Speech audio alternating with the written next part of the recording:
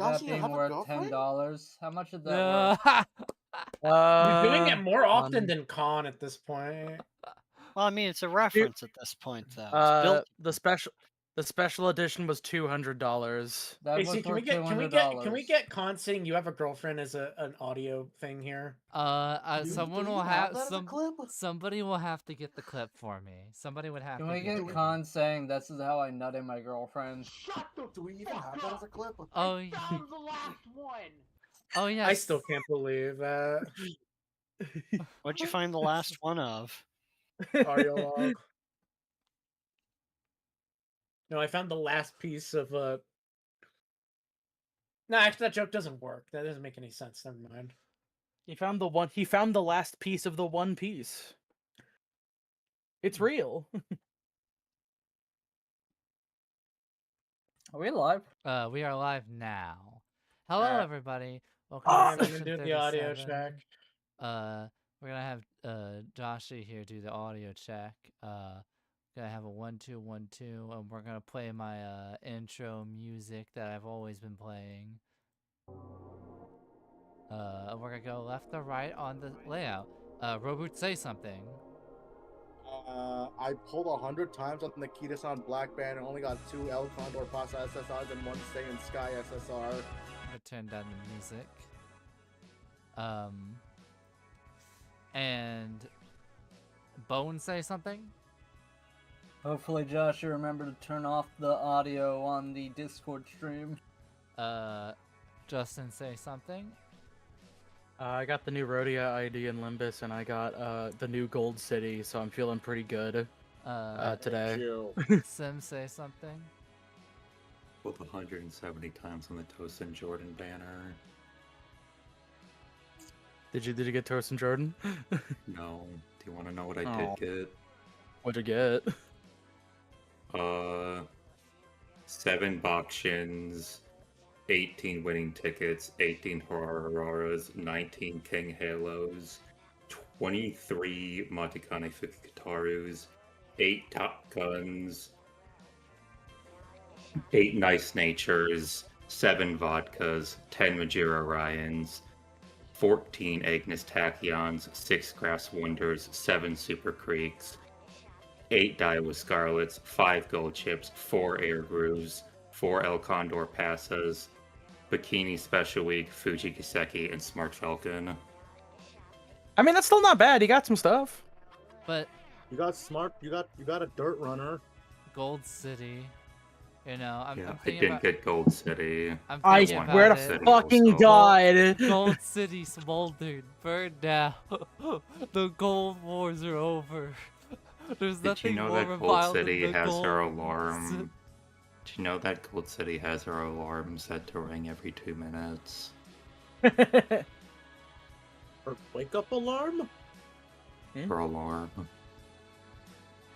Alright. They should really, Anyways, who has to go next?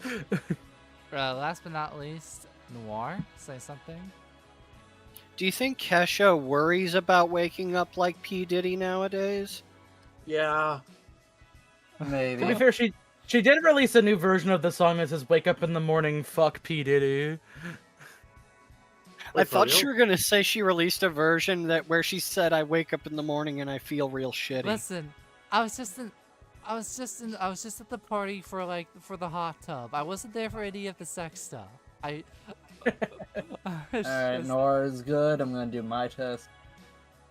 Sorry, I'm just helping out Joshy there. Alrighty. Donk. One more time, Roper, say something. I might have to buy more carrots. I need to MLB Kitasan Black like now. Bugs Bunny type beat.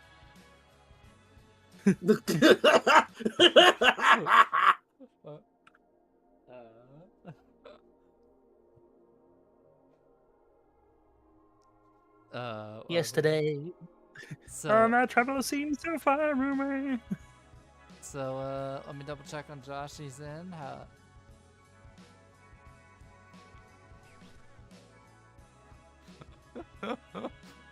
More to be reviled. Orc City is a fuck.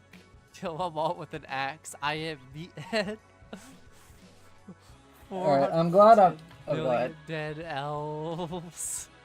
I'm glad I'm not, like, crazy in that I did think that, like, the audio was a bit low prior, but it always sounded good whenever I was on my headset, on my phone. I mean, I just have to turn up the audio and Fandangle with OBS just a little bit. And thankfully, that alone has been a good help so far. Turn myself up? You know what? That's a good point. Alright, there we go. Turn myself all the way up in OBS. Which is weird because on my art stream, I saw it would peek into the red, like my mic was like peaking for some reason. But now it's like, oh, I gotta turn it up. OBS is weird. Alrighty. Anything else? I need to verify. That's... I guess one more time, I'll ask Sim to say something. Played Vintage Story for about 20 minutes earlier for the first time, and I spawned in a forest and got killed by wolves 3 times. 10 And out the of 4th 10. time I smashed it in the head with an axe over and over again until it ran away. Type shit. Yeah. Wait, what the? I don't know why it's OBS is like not picking up my mic. That's why it's turned all the way up. Is there, like, any sort of decibel increaser that you can throw in there? Maybe. Decibile. Property. You know, there's a thing you can use with OBS and such. There's like a filter passover that you can put on that basically like makes it kind of shoot for a very specific decibel level. So that way it'll always like buff you up or lower you down depending on the kind of output you're getting. I see. Also, remember to test yourself, Joshy. Hello, future me, testing Before myself. you rest yourself. All right. I don't know what's going on. Like my mouth is like not even. There's only like 2 inches between my mouth and the mic, and it's like just barely going into the yellow, and it's turned all the way up. All right, wait. Well, and there's a volume thing on the mic, but when I turn that, it doesn't look like it's doing anything. Let me put my cat on the mic.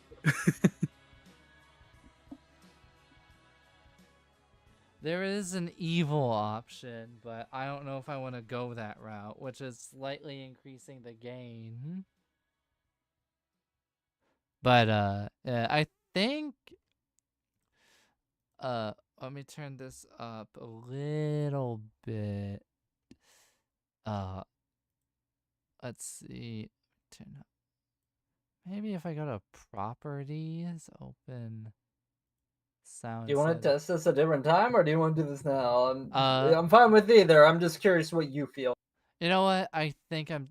God. Because, like, Joshy did say it should be good. You know what? It should be fine. Should be fine.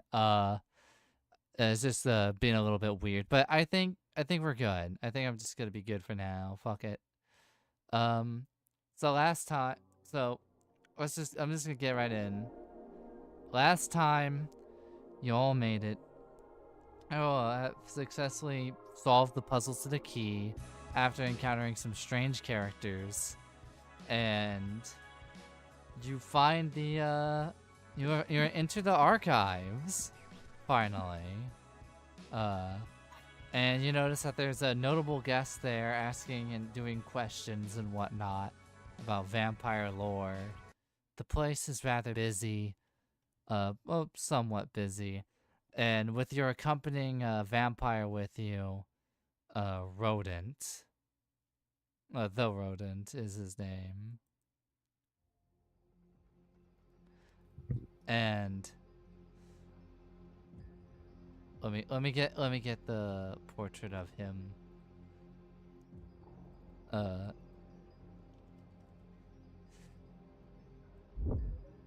So we're finally here.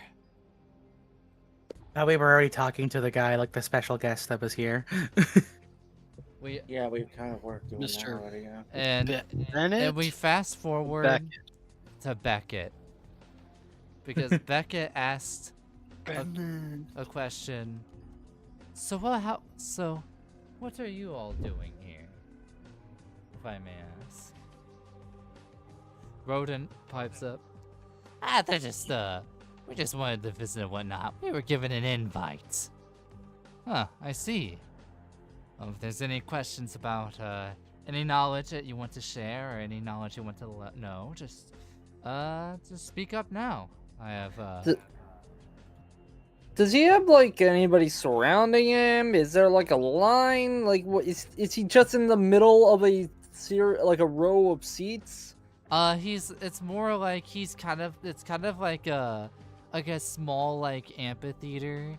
Kind of like imagine like a small, or there's like he's like on a podium, but like there's like some people in like chairs forming a little bit of a crowd, and there seems to be another vampire seated on the podium as well. Is he currently giving a speech, or is he setting up for anything? He seems to be just preparing as the crowd is gathering. If you notice, if from the signs and whatnot, it seems like what's about to happen is a debate about debunking some myths about vampirism. Alright. We might be able to get some good information, Dr. Arkham. We might want to stay here and split up. So it is. This isn't about the Quay Gin, is it? One of the you notice a random vampire goes, some Quay Gin raided my supply last night. Don't even get me started. And then the guy in the background, you dumbass, that shit ain't even real. I like to think that Beckett actually believes in him because he was in Bloodlines. I have to ask, how is it that like all this information about like, you know, what fairly long-lasting species is so disorganized? Well, that's a great question. Beckett fires back. Well, you see, vampires throughout the years, we maintain secrecy no matter what. So, sometimes other vampires may not exactly be the best at communicating their findings. So, some vampires in the Middle East and some vampires in Venice may come to have two entirely different understandings of their species. And it's only in modern times with the kind inventions of cell phones and letters and planes and whatnot that knowledge has started to become more central. But even then, there are still some rumors amongst different areas and myths that are in need of debunking. Are there any like particularly, I guess, popular vampire myths other than, I guess, the Quay Gin? Well, unfortunately, there has been a rumor spreaded around that us vampires are weak to UV light, and I've come here to mainly prove that we are only affected by the mere power of the sun, and we're only affected by UV light under certain alchemic circumstance. Oh. For the record, Steph's been kind of like while maintaining eye contact, Steph's been like perfectly typing on her phone. No, I'm just taking notes. I like to write stuff sometimes. This has nothing, like, it's just like ideas for stuff. It's not like actually good like idea with forbidden it's knowledge. not like actually, believe it or not, I'm not actually like, this isn't like forbidden knowledge, like that bit you said about like how like the dissemination of information. Yes, it isn't if these things aren't real. I'm sorry, wait, what? Right. What? No, like he's just like Is this in character or is meta? good, like, no, like this is in character. Like, no, yeah, this is like good stuff, you know, like spread it, like, you know, like how the spreading of information can be kind of like, you know, sort of, I guess for lack of better words, futzed with or messed with due to a lot of secrecy within like a lot of specific interior clans and conflicts and stuff. It makes for a compelling narrative to a certain degree. And that narrative is going to be a main point between between our friend and I, as he points to the other vampire sitting down in the seat, and he kind of gives a little bit of a wave high to the crowd. Is the other debater vampire like a notable individual, or are they just a guy? Is just a guy. He's wearing like just like normal, like he's wearing like sunglasses and not a shirt, but his pants seem to be like a tuxedo pants, like, and fancy shoes, but he's kind of waving at everybody. Another person does touch you on the shoulder, being like, you know, the government hunters track shit on the technology, right? You gotta be careful where you write stuff down. I should like pick your guys' brains later on, because this is like, I do a lot of like recreational writing, and I must say you guys are just like full of fascinating concepts that I could skew in such a way that makes like that has like nothing to do with vampires. And What do you mean by Ed's that gonna stuff? whisper around. Okay, your question's out now, because we're about to bring this place down. Steph, what do you mean by that? You I like talking to people about like, you know, writing. I mentioned before I'm a writer, you know. notice there's like Okay, a yeah. bit, stuff gets a little bit colder, like a brief cold wind comes in for like half a second, and you notice that even like some of the other vampires are commenting on it, being, huh, that's strange. Why is there like a weird draft there for a moment? Oh well, and then it resumes. Can I do any sort of awareness check to see what's going on? You can do a difficulty 6 wits plus awareness the spot to see if there's anything unusual amongst like the area you're at. And this is for anybody could give this a shot, by the way. Sure. What's the roll? Wits plus awareness, diff 6.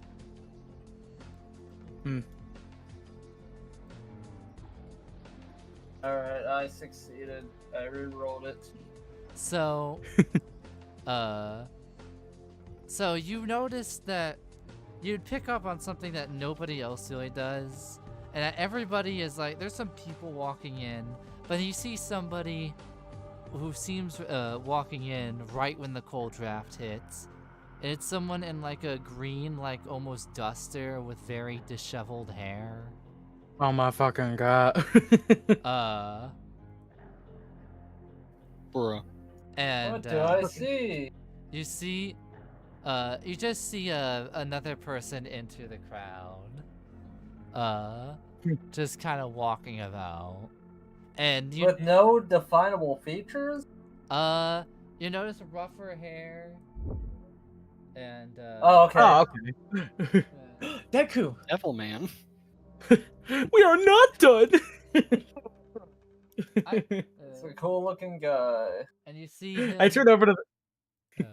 No, go ahead. Go ahead. No, you go ahead. What's up? Speaking shit. And you just kind of see him looking around, but nobody else seems to notice really this. Nobody seems to pay any mind to this guy in particular.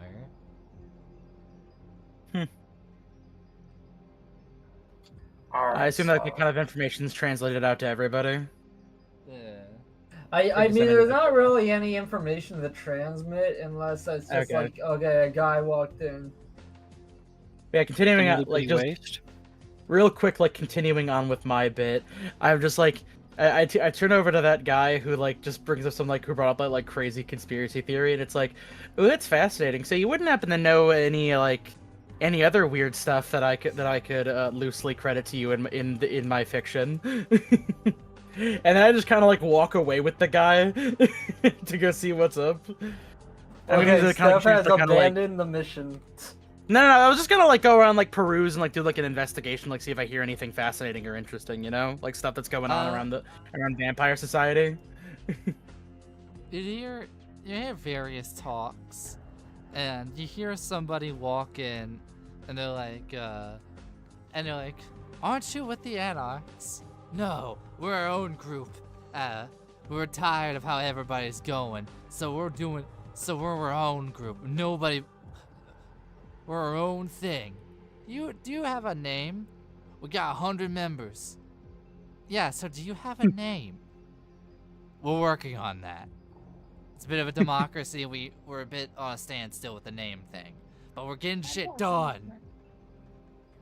All right, so Ed's gonna whisper to Rodin and like Seven and anybody else. All right, so you want to look for any books about the Golconda or whatever. Now's the time. Probably. Yeah. I just kind of like I throw my voice a little bit. It's like a democratic anarchy society seems like kind of an oxymoron, huh?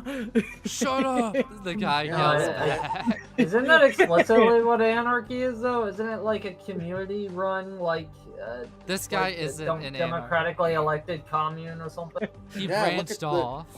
And then when Steph asked that, Zach whispers over. I mean, look what happened in Seattle. Remember that? So, in the moment you mention Seattle, you hear some vampires groan a little bit in the crowd. Also, I just realized. Were some of you guys there for Chaz? When that happened? What the heck are you guys talking about? A real thing that happened. I was making a joke about Seattle's where Bloodlines 2 took place. I'm talking about the real protest where a bunch of teenagers talking about real Seattle. Took over Capitol Hill in Seattle. Also, I just realized I put the dice roll in the wrong channel. I'm gonna delete that dice roll because I don't want it cluttering up the notes. But and everybody is kind of discussing it. And Rodent looks at Seven, and everybody's like, "All right, I think they still use Dewey Decimal down here, so I should be able to find it." And, I can't delete the dice rolls. I can't delete the dice roll. Screen snip if you can. Yes, it doesn't let. You know what? I'll probably just screen snip it and post it in the dice roll later. But Rodent suggests Seven. So I think I know where the book might be. So if you and anyone else who wants to find it specifically, come with me. All right, you guys come with if you want. So yeah, okay. Is everybody? Do people want to split up, or does everybody want to go with Rodent to find this book? All right, so here's the thing. Like, when is this debate happening? Can Edwin stay behind to listen for any juicy details? Edwin or Arkham, maybe, if he wants to. Oh, the debate is happening, like, real soon. So if you stay behind, I will be able to have a back and forth between the book search and the debate. Edwin wants to see what's going on with the debate, although he will recommend that we meet up later because with the book search. So apparently there was something to do with there being a powerful vampire in the basement that can't see or detect things in a normal way. And there was also something about vampires searching for something in the basement for a particular item. That's what I wrote in my notes. Now, and I'll start off with them going to the bookshelf, and then I will go to the debate for any. Is there anybody else who would want to stick around for the debate with Edwin, or is it mostly? I'll stick with him. All right, so Arkham, Edwin will stick around for the debate. Meanwhile, the rest of the group will be going on book search, if I am correct. Yes. Yes. Yeah. All right. Wait, is Steph getting involved with the book search, or is she all I'll do talking it. to randos? I was just futzing around with randos for like a little bit to see if anything interesting was happening, but it seems like there's nothing really super interesting. So I'll just fucking.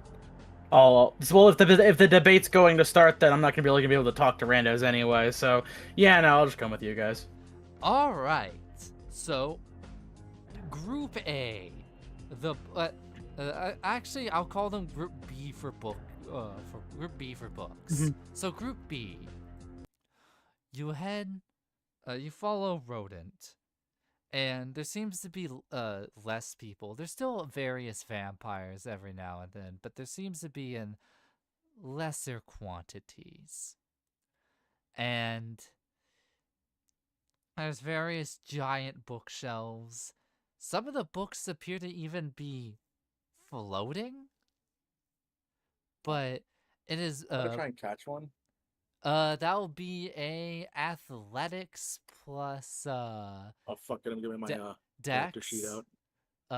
Diff. Okay, I can get that for you if you want. Diff 4 to catch one of the flying books on your way. So Dex plus athletics, you said? Yes. Diff 4. Dexletics. 6, 3, 3, 1, 4. Yeah, I'm not catching that shit.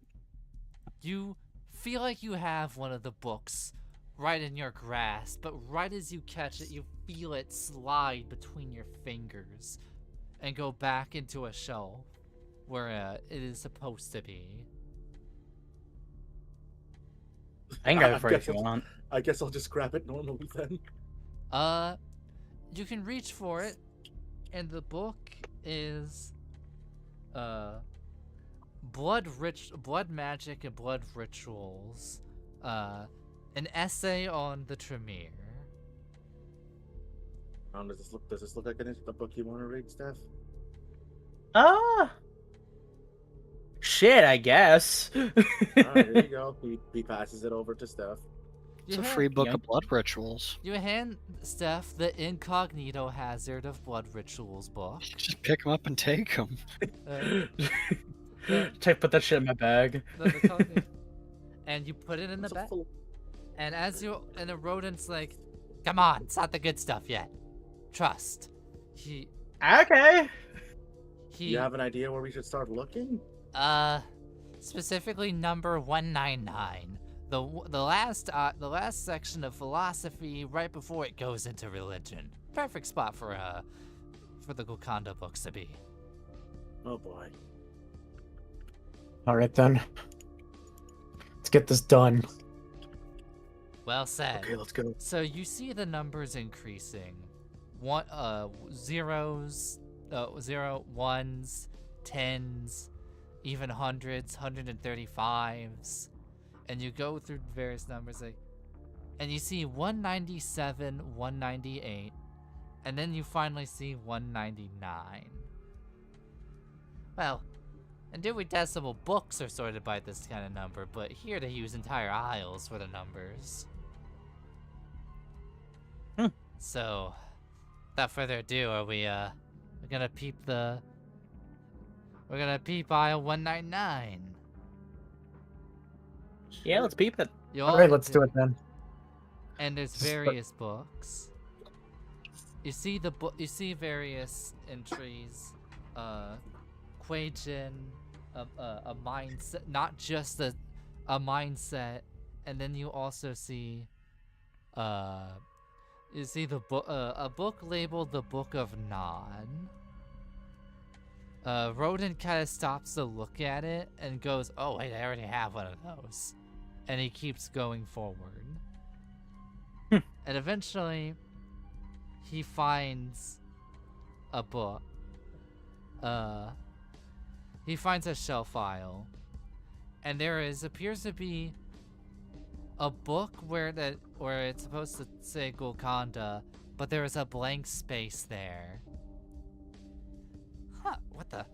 Someone already get it? There's supposed to be multiple copies of the book. You hear footsteps enter the bookshelf, enter the area. Hello? And you all turn around to see him. Meanwhile, at Group A, the debate starts. Alright, Edwin's got his reading Fake glasses start. on that don't actually have, and that are just fake glass. He's got his pen and paper. And Arkham has set his hat in his lap. No. Now the mysterious, kind of generic vampire man aspect Now, there appears to be talk, and most people have debunked the Quajin. Would you have it? Do you believe in their existence, or are you also of the belief that they are not real?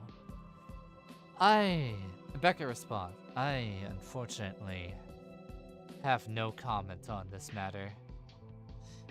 It's, complicated. No, the other person responds, no comment on the Kuei Jin situation? I see. Bridging situation crazy. Really makes you think. So, I'll give you a better question, a little bit of a... So, Beckett, there's been rumors and where say that, that there's multiple factions that are taking the Central Park, and they're looking to own that territory.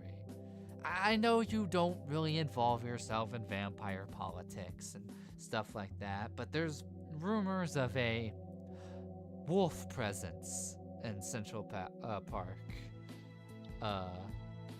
Can you confirm nor deny these, or are vampires more of your expertise? Beckett responds, well, I do believe that that there has been Garo history in Central Park. I don't believe it is up to the same level that it's been in a minute. And I think if it was, I think we would have had a lot more incidents in the past couple weeks, we shall say. Weeks? But it sounds rather recent. Beckett responds, well, we noticed that some of the rumors have died down in very recent times while I come here. I mainly was here to study confirmation on an old book about a dig site, but unfortunately that was a no-show. Oh. And as the debate's going on, you all, we are gonna cut back to the Group B again. And they all turn to see somebody. Heels, like a black suit with a red undershirt. And they see, sunglasses and almost bluish hair. You say Group B. Do you mean Group A? Or is it Group B? We're Group B. Book. B for Group bookshelves. B for bookshelves. Oh, right. Group A for argument. Right. So, what brings you all here? Ronan's like, I got this. I'm just here with some, associates at the moment. Associates? They don't seem... They're definitely not vampires, and I don't think they're ghouls. Do you have any reason for them being here? Well, they're soon-to-be ghouls. It's a rather complicated, situation, you know, the familia and whatnot. They're scholars that have worked for us, and besides, it's been a minute since, we had everything all confirmed and whatnot. How much do you all actually know about vampires? She says, kind of curious about the group. Staring at all of you. How accurate is Interview with a Vampire? No, some. Why do you ask? No bit. I'm just curious. People who are invited down here usually have extensive knowledge on the topic. Yeah, well, it's like, well, I have extensive knowledge, and my party came to the belief that these were the very best that we invited down here. So you're inviting soon-to-be ghouls down here? Yes, I see. There seems to be kind of like a weird, suspicious, like, tension in the air between her and Roden. Roden does then Roden fires back. So, there's a book I need to ask for. Guessing by the aisle, it'd be the Golconda one, right? Yes. I do have it, but I'll even give it to you on one specific condition. What is it? I need to ask you, rumors about a specific vampire and whether they're true. You see, there's an attack on the prince, and we've kind of been unsure of who it is. But I have a Things are suspicion. unstable, yeah. I have a suspicion that somebody that was running for governor was a vampire the whole time.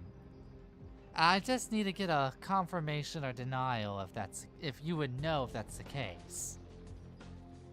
Rodent looks at all of you, almost in a way that says, should we just confirm it and get the book? Well, I mean, I know we're not necessarily in the best position to, I guess, bargain, but I mean, like, nothing particularly bad's gonna happen to us if we, give you the information you need, right? I would not Person, have phrase your it word, like that. not I would not phrase it like that. Not if you get in my way. Regardless if you give me all the information I could ever ask for, I would still snuff you out if you tried to stand in my way. Well, what the hell's your way? Just, you know what, do you have any concrete proof that Langstrom was a vampire at some point, or not?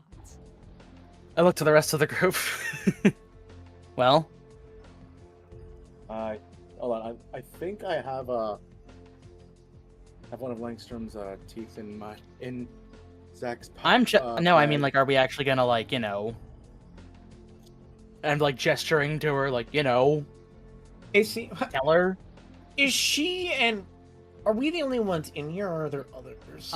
In this aisle, it's just you all, Rodent, and her. There's maybe somebody, like a couple a couple aisles over, but they're not looking at you guys. At most, they would hear something. Shit.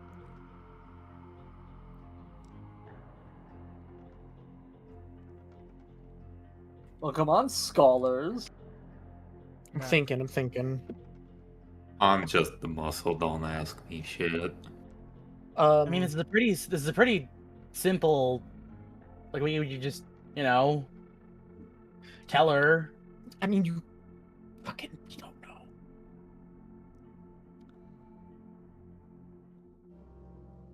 know.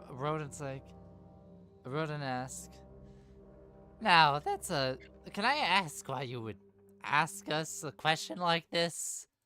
Yeah, I'm kind of curious why. Do you go asking everybody in the library about this? As a matter of fact, I do, but most discard the rumors and some believe it, but you're the only ones who are apprehensive. And that's got me curious. Oh my fucking... I am curious, AC. Are we doing diegetic pausing, or are we giving? Yeah, wait, yeah. I will say Talking is a free action. Talking is a free action. Yeah, I'll say some of it. I mean, unless she becomes diegetically impatient. Yeah, I will say that for I'll say for now Roll that for she's still etiquette. patient. What? Besides that, why assumedly ask a bunch of people who are about to become ghouls anyway? Even if we're being a little bit weirded out about that question. Well, this is a place for people with top-tier knowledge, and usually only full-blooded ghouls or vampires get in, so I was just curious is all.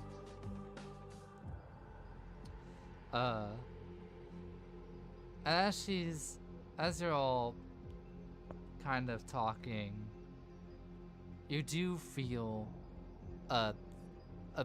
you feel a bit of like the same weird wind draft happen. Of like the weird cold wind blowing in. Is there anything I can roll to see if I can understand? Well, that would be would it be insight for that? I could see a couple things actually. I could see insight. Because I was thinking maybe using wits and awareness. Wits or awareness? You could use a cult if you want to know if there's anything supernatural about it. But I will just. depending on what skill, it may alter the difficulty. I wanted to use a wits and awareness to see if I could maybe deduce where well, not deduce. I guess deduce what this wind is coming from. Maybe. I Oh, was where under the it's- impression it was like that guy coming inside. Like, is it coming from like? I Can mean, I just inside. where exactly would it be like Oh. coming from? Oh, that's a diff 3 wits plus awareness to find out where it's coming from. Like, Oh, to I thought know. it was what did I coming wear? inside. What did I roll for? You rolled because it happened earlier. It's happening again. But I the see. book team. Oh wait, did Bone already do that though? Bone did that the first time, and he located it near a strange, mysterious person. And it's happening to you guys again. Now, to be fair, Edwin didn't say anything about it because it was just like, oh, random guy. Also, if it's happening again, you would still double check. In a different area, you would still need to double check where it's coming from, even if you know. I thought the implication was that he opened up like the door, and that wind from the door came through. Yeah, it seems to be magical in nature. Granted, I was a guess it diff was a 3, door right? within a door. Difficulty 3 wits plus awareness to find out where this wind is coming from. I think I got it. You notice There that you the wind is billowing in from like kind of like the entrance of this like book area, but it seems to be coming from like quite a few shelves down. Like it would be back in like number 20 and you're on like number 199. Like it is like quite a walk away.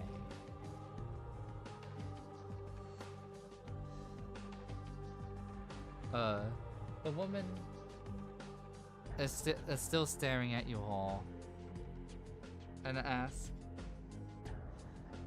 "Fine, I guess I'll go ask someone else then."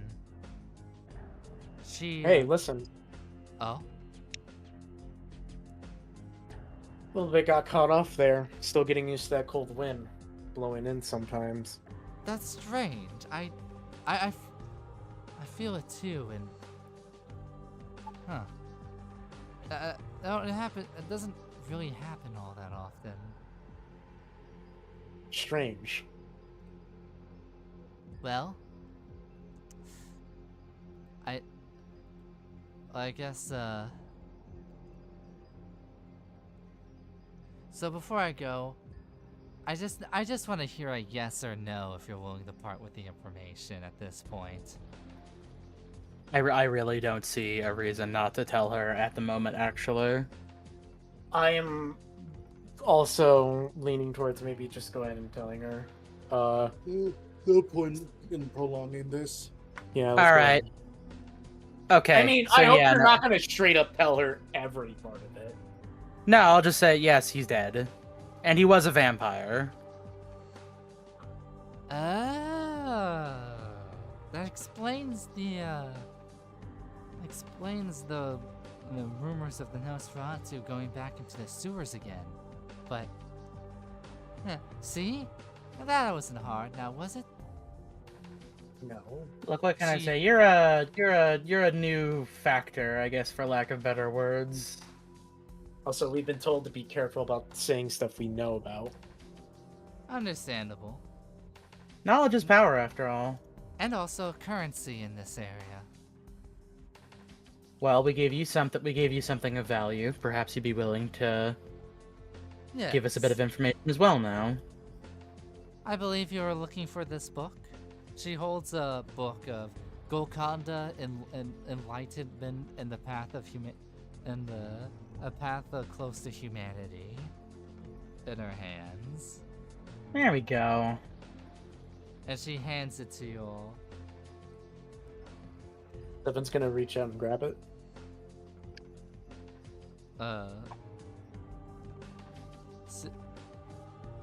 Seven catches the book. And And you have obtained this, and the book is now yours. And she decides to leave the bookshelves. And on that note, we'll cut back to the debate floor. They have been going on about rumors in particular of some ancient vampire artifacts, and even a necklace rumored to hold the power of various disciplines.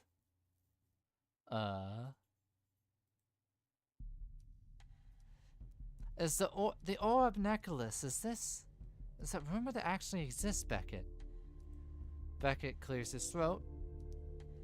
Well, I've done quite research on the orb. I had it at one point, but unfortunately I had lost it in a convoy truck.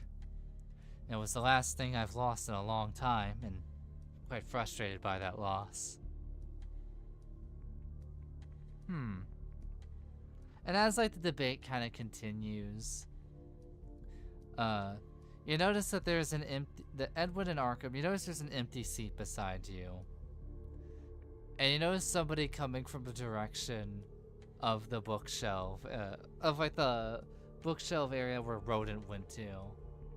And this person sits down in the chair.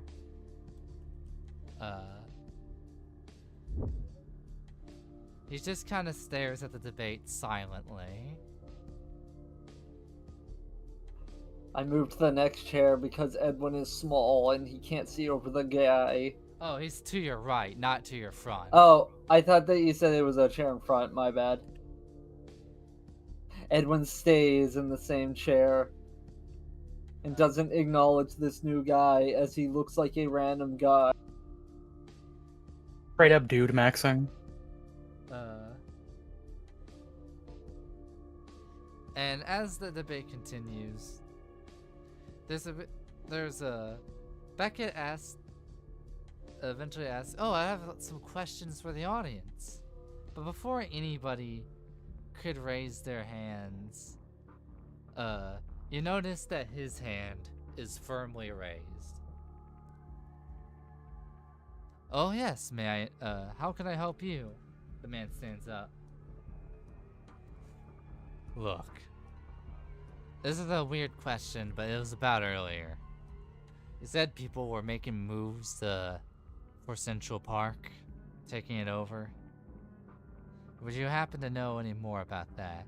I meant to ask the other gentleman. I know you don't concern yourself with the politics of other kindred. Ah, that's alright. Well, my colleague, would you have anything to say? The Beckett says. There's it. There's just murmurs. I think there's some anarch guy who was really adamant about claiming the area. But I believe that he is not on the debate floor at the moment, so unfortunately you cannot ask him. We cannot ask him ourselves. The man sighs. I see. Well, in that case, I'll just ask myself. And he goes to leave. And you notice some murmurs in the audience. Who even was that guy? Could you see him? I know you could sense people. Yeah, I tried to sense him. Couldn't get a read on what he is. Could be wearing some artifact that hides what he is. Could be one of us. An artifact, or could not. I couldn't even tell if he was human or a vampire. It's like a weird static. Nice. And the murmurs just kind of keep going. And then Beckett asks, "Does anybody else have any questions about?" Actually, I AC question. What is the deal? What is the thing we were going after again? There was some sort of demon thing you mentioned that we were going after, right? Oh. That we would have to fight. Demon. Like That was the statue. Worm corruption entity thing. Oh, the worm. That's what you're talking about. Yeah, wasn't there like a corruption entity? Like Edwin wants to ask about the thing that might be inhabiting Vincent, but I feel like you mentioned a term before or something. Uh, that that is the worm spirit, and it is I want to say that the filer worm. Okay, was that ever mentioned in canon, or was that talked like off screen? Or no, I mean, was that ever talked about on stream or off? I want to say I'm messing up my words. I want to say Malcolm mentioned it. Excuse me, yes. So this might not be in your realm of expertise, but it has been in some circles that we've been talking about. The topic of a creature called the Worm entering in and possessing people with entities. Do you know anything that could possibly do that, and how we could possibly be expunged? That's a great question. You notice that the man in the green duster was walking off, but he stopped in his tracks, holding perfectly still after you said this question. And he is just standing completely still. And Beckett says, well, from what I know about werewolves, I know Worm is their eternal enemy. It embodies itself through various vices and sin. War, fast food, and all sorts of stuff, and that's all I know. I haven't heard of possessions, but I know spirits, ghosts, and some demons have been known for possession. Unfortunately, I haven't been able to get close to the werewolves or really research them. You mentioned demons. Is the Worm and demons, are those two separate entities? That is a question that I ask myself when I think about the worm. Unfortunately, I don't have a solid answer. The man in the green jacket turns around and he walks back to his seat. It sits down beside you two. Alright, Edwin is already suspicioning this guy might be a werewolf. Well, actually, does Edwin even know about, like... I mean, I assume it's not without, like, the frame of logic to assume this guy might be into werewolves, even if Edwin's not a specialist. You would know vague details about werewolves, but if you want to learn, like, specifics, you would have to roll for that knowledge. I mean, what would I even be rolling for? Is it, like, the insight if this guy is a werewolf? It wouldn't be, it's not like an insight, it's more, I feel like more of like occult plus intelligence to see if he's like exuding any specific behaviors or if anything you know would match one specifically. Yeah, sure, why not? I could certainly roll that. Just like walk up to the dude, hey man, are you like a freaking werewolf or something? That's crazy. Holy fuck your mind. So this would be to figure out if they've noticed any odd behaviors that have lined up with werewolves. That's gonna be an occult plus intelligence diff. It would be 7, but after that line of questioning and the behavior of him standing still, you have lowered it to a 6. So this would have been might as well. This would have been a 7 if you didn't mention the worm around him. Alright. What's up? I'm 7.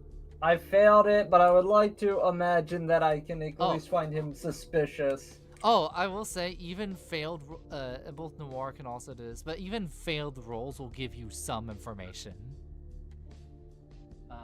Alright, Mr. Arkham. Hey, 7. I'm like, hey, what's up? Hello. I'm sharing my energy with you. What does Arkham know about werewolf? Alright. Is Nor there? Noir, Yeah, I just Noir had to send a message real quick. Alright. Now, in the meantime, I will tell Edwin what he can gather. You are unsure if this person is a werewolf, but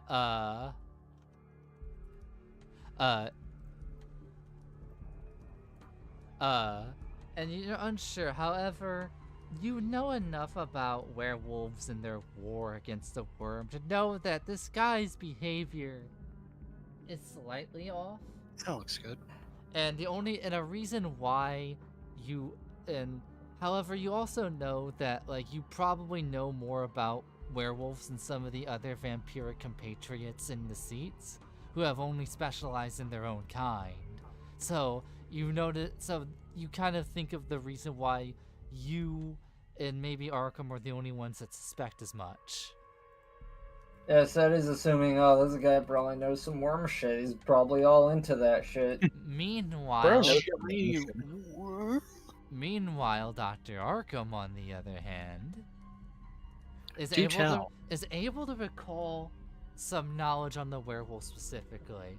You remember the last time you did some studies, and I remember you were stumped by it, but you decided to study up on this, and so it comes to your mind a bit fresher. And you remember something that Edwin doesn't, that's rather strange. You know that there are various types of werewolves, much like there are various types of vampires, and there's various types of everything.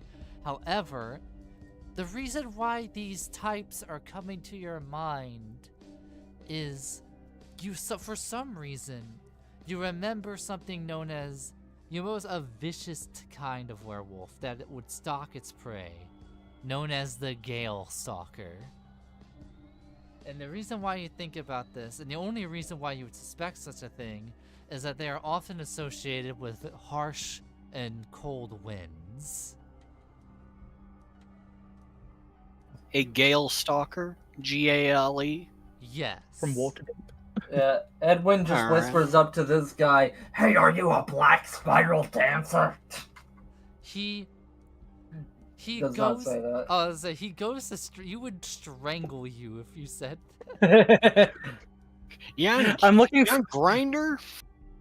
I'm looking forward to when this like devolves into like, oh man, we found the book. Good job, guys. And then like a vampire walks in. It's like, there's a werewolf tearing shit up down here. We gotta go. I like this implies the vampire's first reaction is run. I mean, from a werewolf, yeah. Yeah. From a werewolf, yes. If I was a vampire, that would be my first reaction. If there were 40 vampires there, werewolves are famously extremely deadly in this setting. Apparently, I don't know if this was an exaggeration, but I heard the example being they can flip a tank. That might have been an exaggeration. Now, this guy, he looks at you both. He's like, do you have any more questions to ask Beckett? Because I want, because you guys seem rather knowledgeable, and there's a book that I think you guys could help me find. Wait, Beckett's saying that, or is this guy? No, this guy is saying that to you all. Oh, alright. He's asking if you have any further questions for Beckett. Does Arkham have any questions? I don't think I actually do at this point. Alright. So, alright, if you don't have any questions, well, there's a book I want. So he walks into the library. And as you guys are walking to the library, you both see a oddly dressed vampire walk past you all. And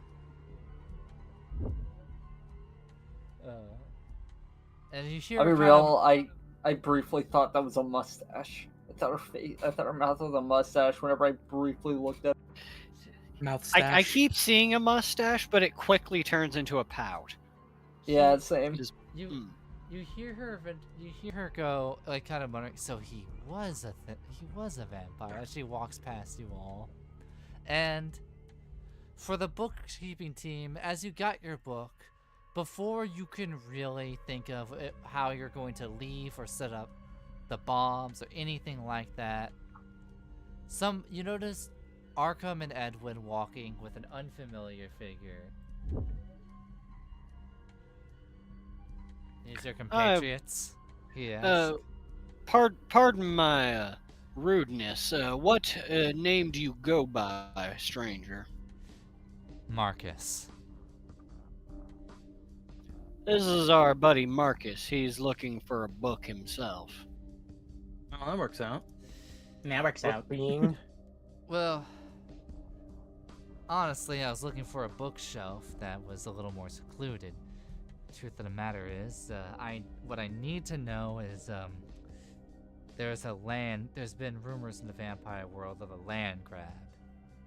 Land grab on a territory that people close to me would consider theirs. So I just need to make sure that nobody's planning on swiping up my friend's territory underneath them. How discreet of an area are we in? I noticed that you're in kind of an isolated bookshelf area, and there would normally be some occasional like people walking by, but there doesn't appear to be anybody. Most people are still asking Beckett questions because they realize it's their time to ask like a vampire celebrity their favorite questions and whatnot. Their favorite questions. They can't get enough of these questions. Exactly. They People are ask it saying to a lot of everyone. these questions. Do you eat ass? you eat ass. Yeah. Beckett, what a foolish question. Of course I do. You hear I didn't wait, that wasn't in character. No. That's the Because we can pretend it is. So Marcus looks at you all and says, "Wait. Oh my god, there actually is a book I'm looking for. That wasn't just a cover thing." Wait, What? go on. So there Elaborate. there is a book about economic dealings that vampires have had with various famous people and corporations, and I just need to see if the fine bloodsuckers, well, me included, of course, Right. that I mean, you don't know what he's about. I just wanted to say that. me of course, but I just need to know if they've made any with a specific corporation. That being If you don't mind me asking. Oh, okay, cool. You're gonna answer for us. Nice. a corporation called Pentax. They're a bit of like they kind of own a bunch of stuff, fast food chains, delivery, even have some stock in like Amazon and stuff. It's a rather complicated deal, but I just need to know. Is Rodin still with us right now? Roboot? Yes. Rodin. Oh, yeah. Oh, We're Rodent. never- No, Rodent. Rodent's right there. Yeah, Rodent. Roboot, are you still with us? Yeah. Rodent has been in the bookshelves, and you've reunited with him, so he's there. And Rodent actually fires a response back. Pentex, why are you looking for that corporation? You, well, you're starting to... That's a furball behavior. Wait, do vampires actually know about Pentex shit? Probably some do. So, I think the answer Depends is... on who Pentex is working with, isn't it? Depends on who's penning their tax. Or penting their tax. I only know about them because of the people I am currently surrounded with. I'll admit. Huh? Marcus looks around and says, "Oh, not these guys with me, of course. I mean, I have friends that's not in the library at the moment that have done some research into various stuff in their own time." Marcus just kind of gives him a stare that's like, sure. I just look at him and it's like, so, how far off screen are these friends, if you don't mind me asking? I'm kidding. I'm sure you have friends. Marcus is like, we literally have them on standby out of character. Oh, yeah!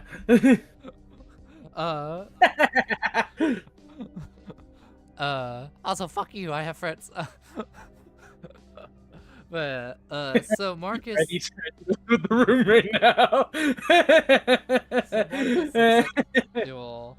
It's like, so, are we gonna go find a financial record book, or are we going to stand around this bookshelf? Let's go get your finance book, buddy. Come on. You all walk with him through various aisles, and there appears to be another floating book going by. Ooh. Oh, that's right. I'm supposed to be.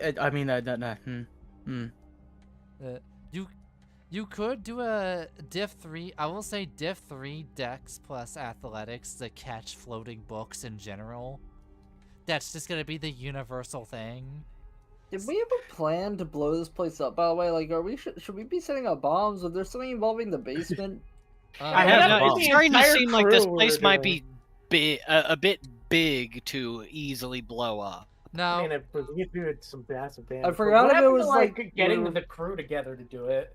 Well, I was like wondering if we were blowing it up or if we were just getting the book, leaving, and then then calling in the assault. I'll be friendly. I think you guys were getting the book, securing a route, and then doing securing the route, maybe planting some ahead of time, and then doing it.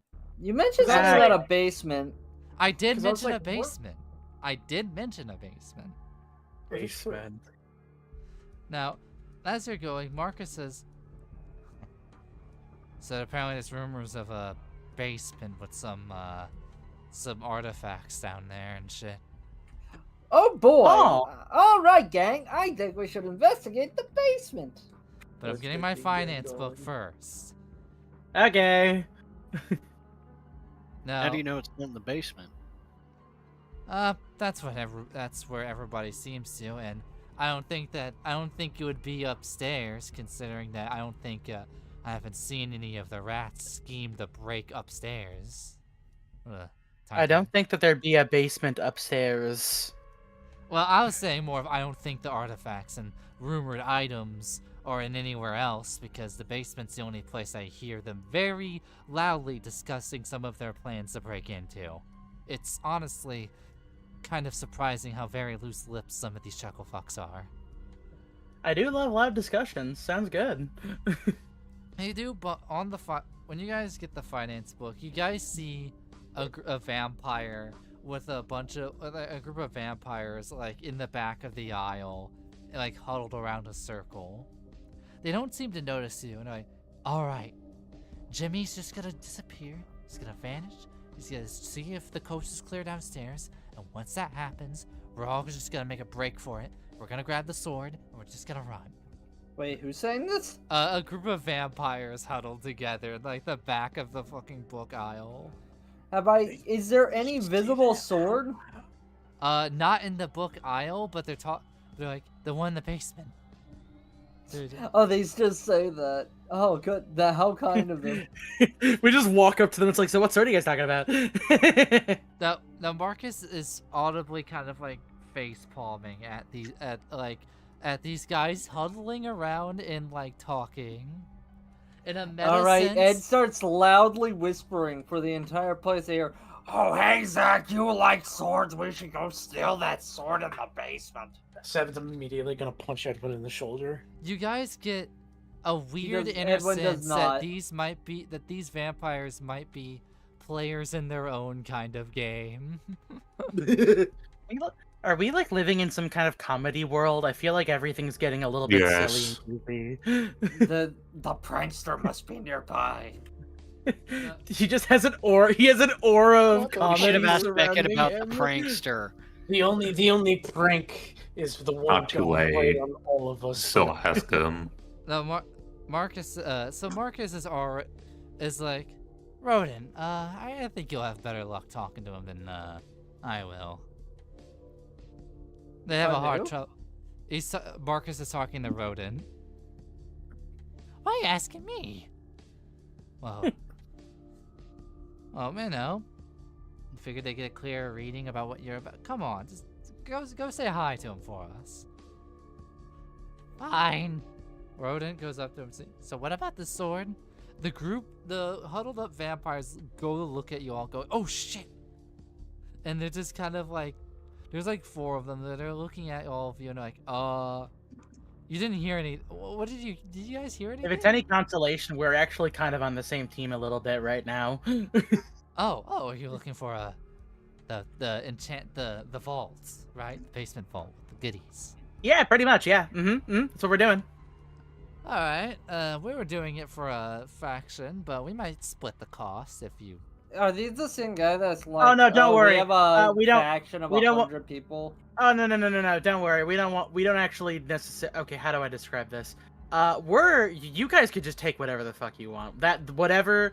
We'll grab whatever scraps we can carry if there's like any like particularly unique items that we think would benefit us. Sure, but like any money, anything that you're like specifically looking for, that's up to you. We're good. We'll take whatever. We just need to get into that vault.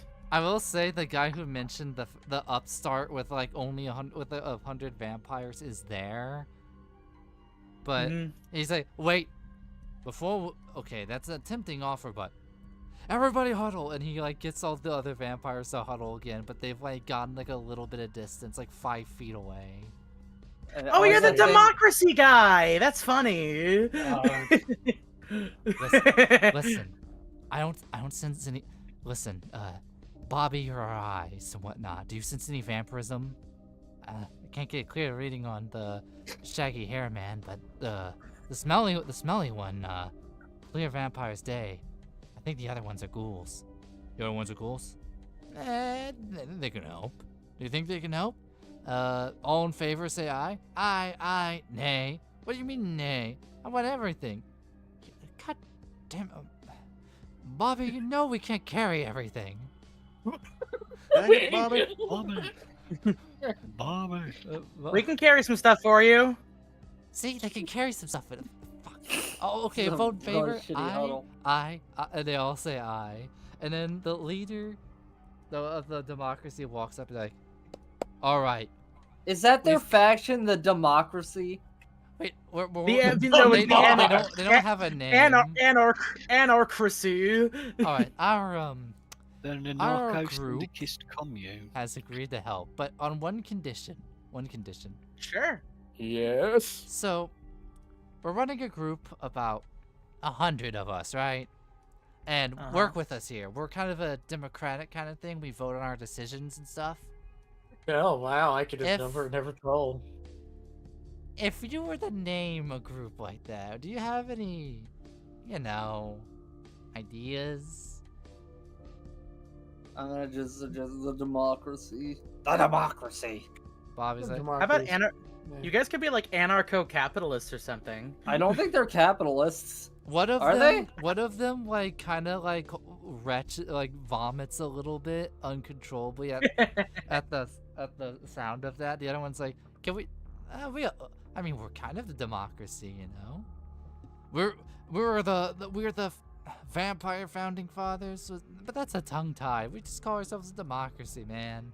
Why not just anarcracy? This sounds horrible. That sounds worse. I don't hear you guys come up with any good ideas. That's the worst idea I've ever heard. I like it. Of course you fucking. Anyway, we'll need to think about that. We'll vote on it later. Anyway. The Free Bloods. Oh. Alright, Free Bloods. Okay, all in favor? They all say aye in unison. Oh. Thanks, Tim. This is a Not enough popular word. one. Not enough wordplay, but I'll take it. We like it. Well, Free Bloods it is. Now the 4 of us here, Bobby, Johnny, and of course me, and Abraham over here, and Abraham and Bertha will all assist. Jimmy is currently invisible at the moment and scouring the basement. We haven't heard back from him, actually. We should probably go check on him. I heard there's a horrible. I think I've heard this. I don't know. I wrote it down in my notes. Oh, I assume I've heard this. That there's a horrible thing that can't see normally in there. The bodyguard and the plants. The groundskeeper. Oh, Okay, hold on a second. So I want to talk to the group, not like out of character.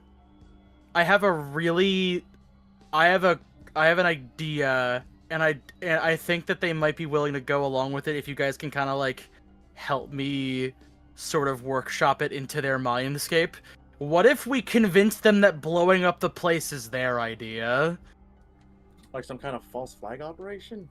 No, like literally just implant the idea, like, hey, why don't you guys blow up the place as like a strong like signifier of your clan, your group, and hey, look, we have all these explosives here for you. Yeah, go ahead. I guess. Ooh, you want to blow up the building? Ooh. So. Well, a new group needs to send a message, and a lot of times that helps with an explosive. We did just come up with a name. We shouldn't explosives. That sounds a little bit drastic. We just got a name. If we write down the what name, you're gonna want to do, you want to hit somewhere important, like where we're standing right now, right? Like it's important to the establishment. Exactly. Like this place is a good example. Mm-hmm. Like think you don't about want it. to do it soon, so you don't lose the momentum that you've started picking up, right? Right. Wait. Okay, we need a huddle, and they all huddle together. Wait, we doing this? I don't know. How about that? All right. You know what? Ah, fuck tie. You know what? I'll tie break. I'm gonna go out there. I'll ask them again, and if they can convince me just a little bit, we'll be in. All right. What if I told you that we have the bombs that you can use to blow the place up right now? Fuck, that's convincing, but all right, just let you all stay huddled. I'm gonna go unhuddle. I'm gonna go talk. He walks up. Now, is there anything else you'd like to? Now, here's the thing.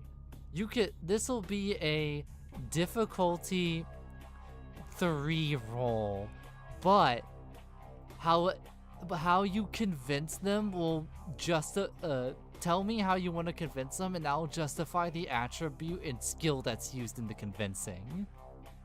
Mm-hmm. Okay, so I want you to picture this, all right?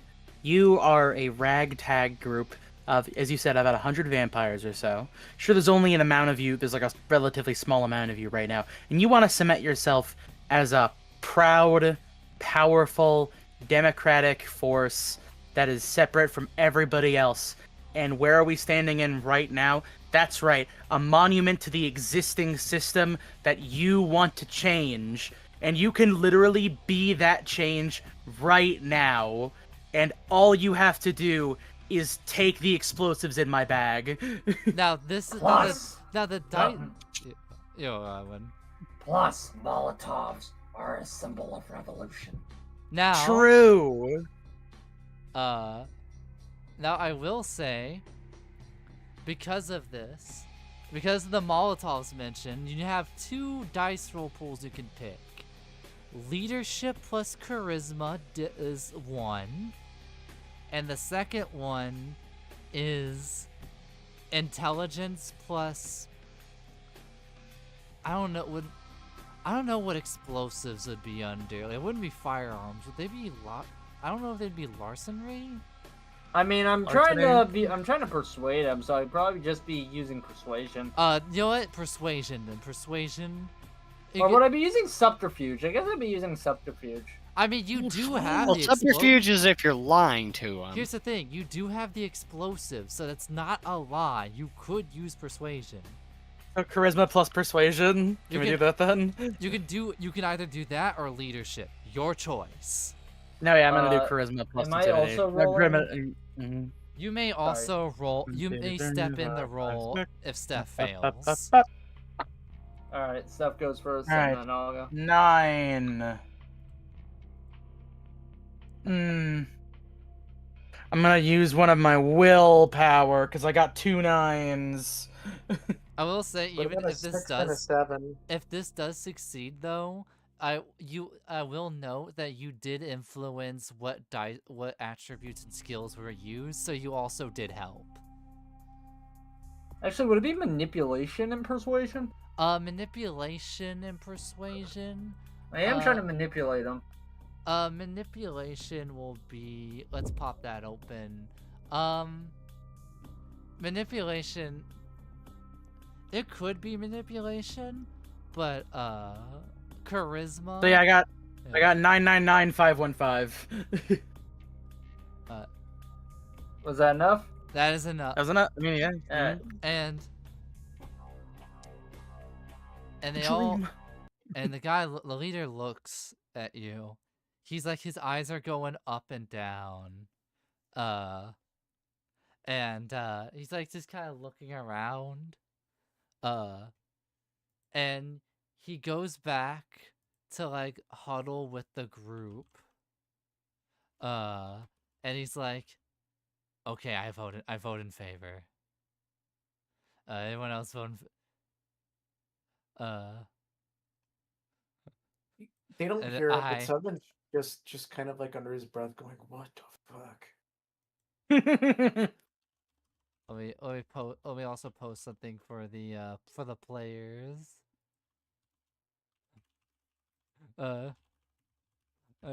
Think about it. You can after this is done, you can you can shout out your name and you can be like, "We are the change." That can be like your catchy slogan and stuff too. Because you are making change happen right now by blowing up this library. You have to be the Man, change you want to see in the world. I After we am loot the so vault. scared. I'm so scared with how Justin is saying it because it sounds like Steph is saying it so loud and proud.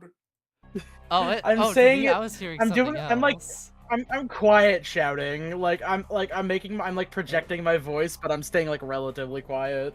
But of course, after we loot the vault. It is a library.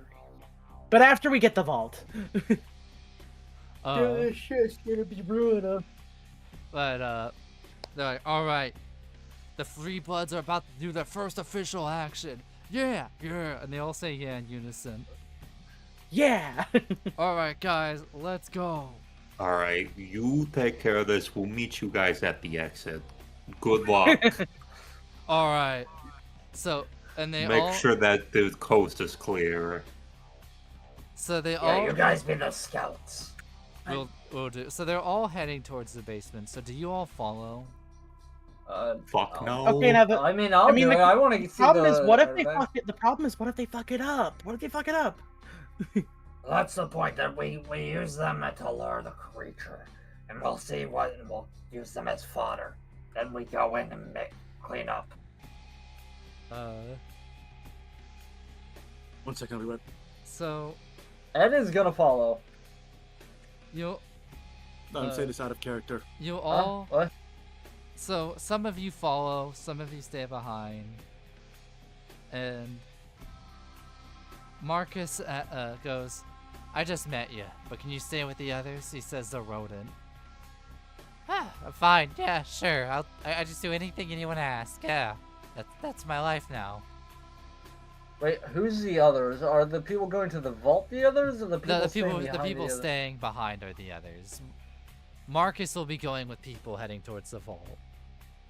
Oh, he'll be going with the players, not the Free Bloods. So for those who go, you go towards the basement. And you see a door that's open. And you head down a series of stairs. And it is dimly lit. It almost seems to be like an old cargo warehouse, almost entirely underground. But you see the Free Bloods going in. All right, guys, it's scouting time. Yeah. But it seems that the corners of the room are dark, like pitch black, with lighting only in the middle.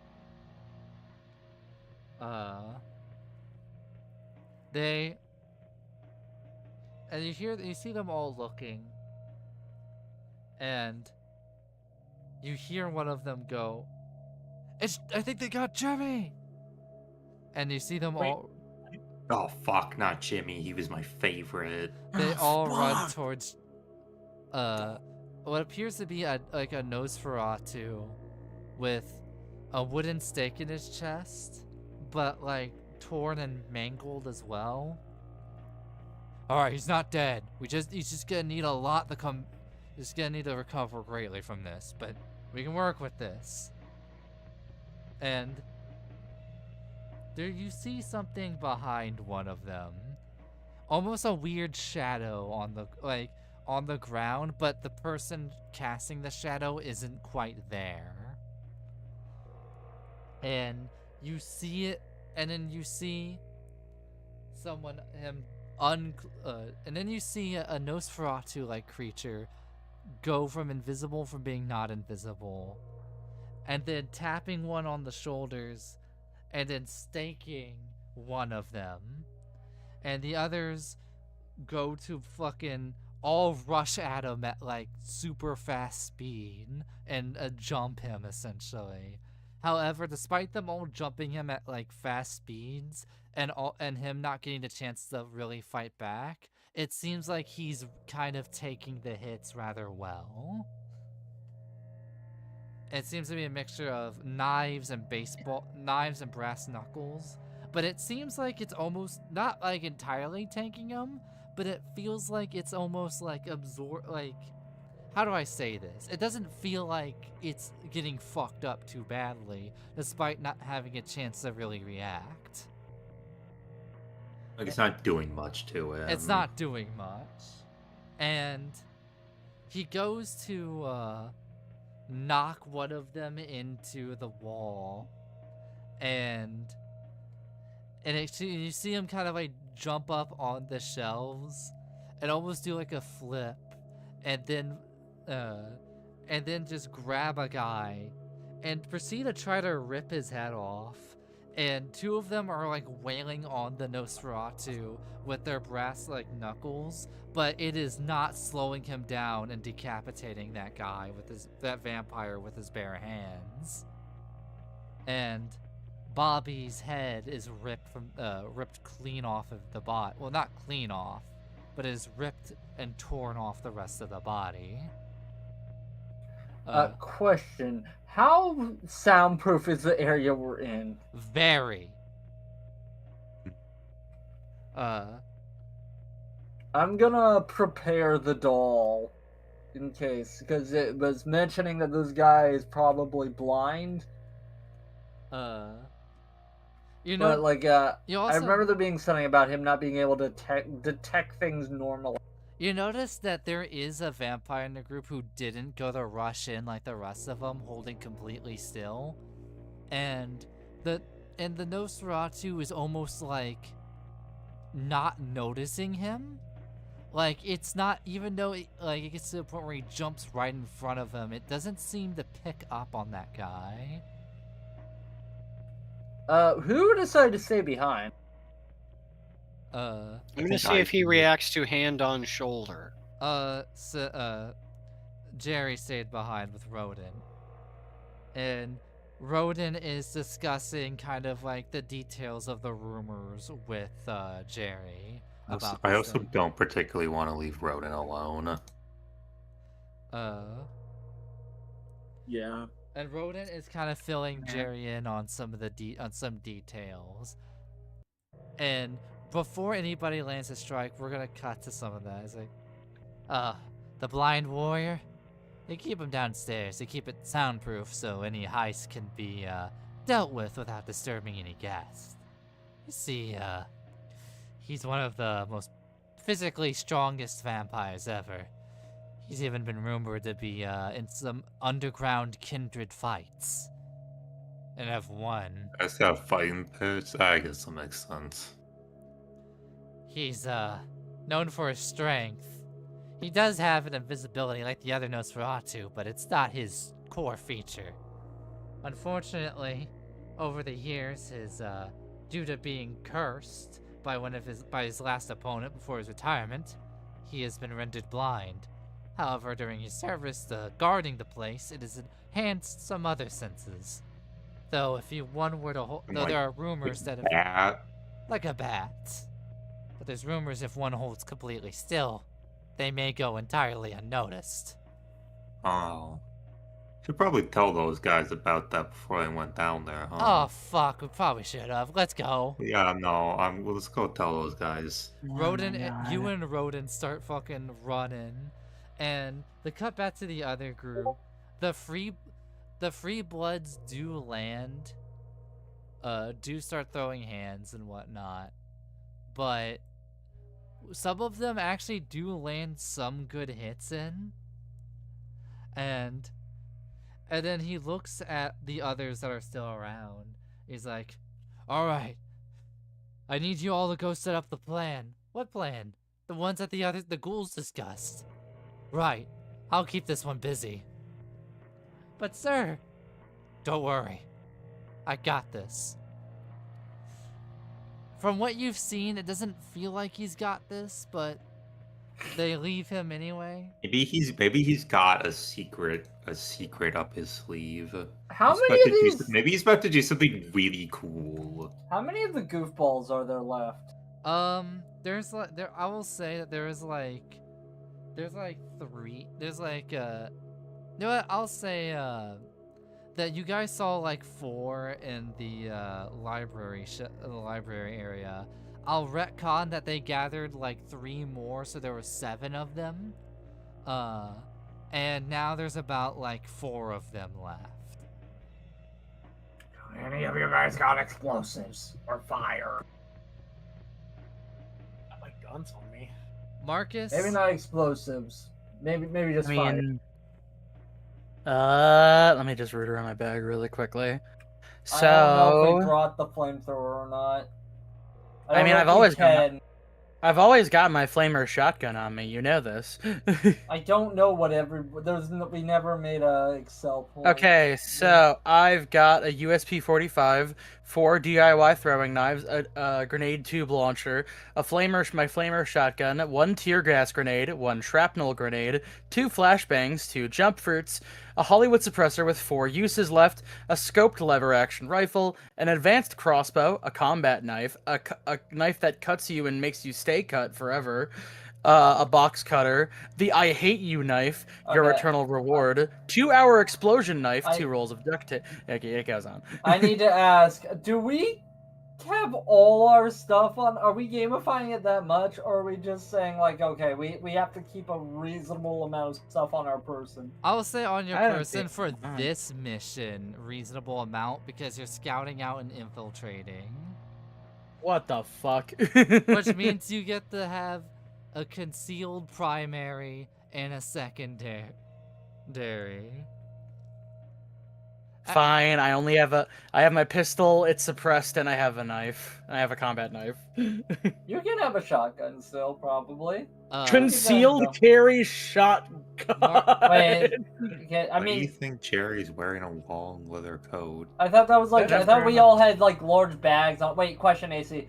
Do they allow weapons into the archives?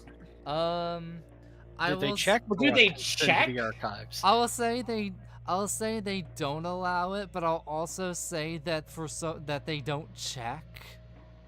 Because these are vampires that don't need weapons to really kill people. Okay, question. How reasonable is it to have like duffel bag shotguns?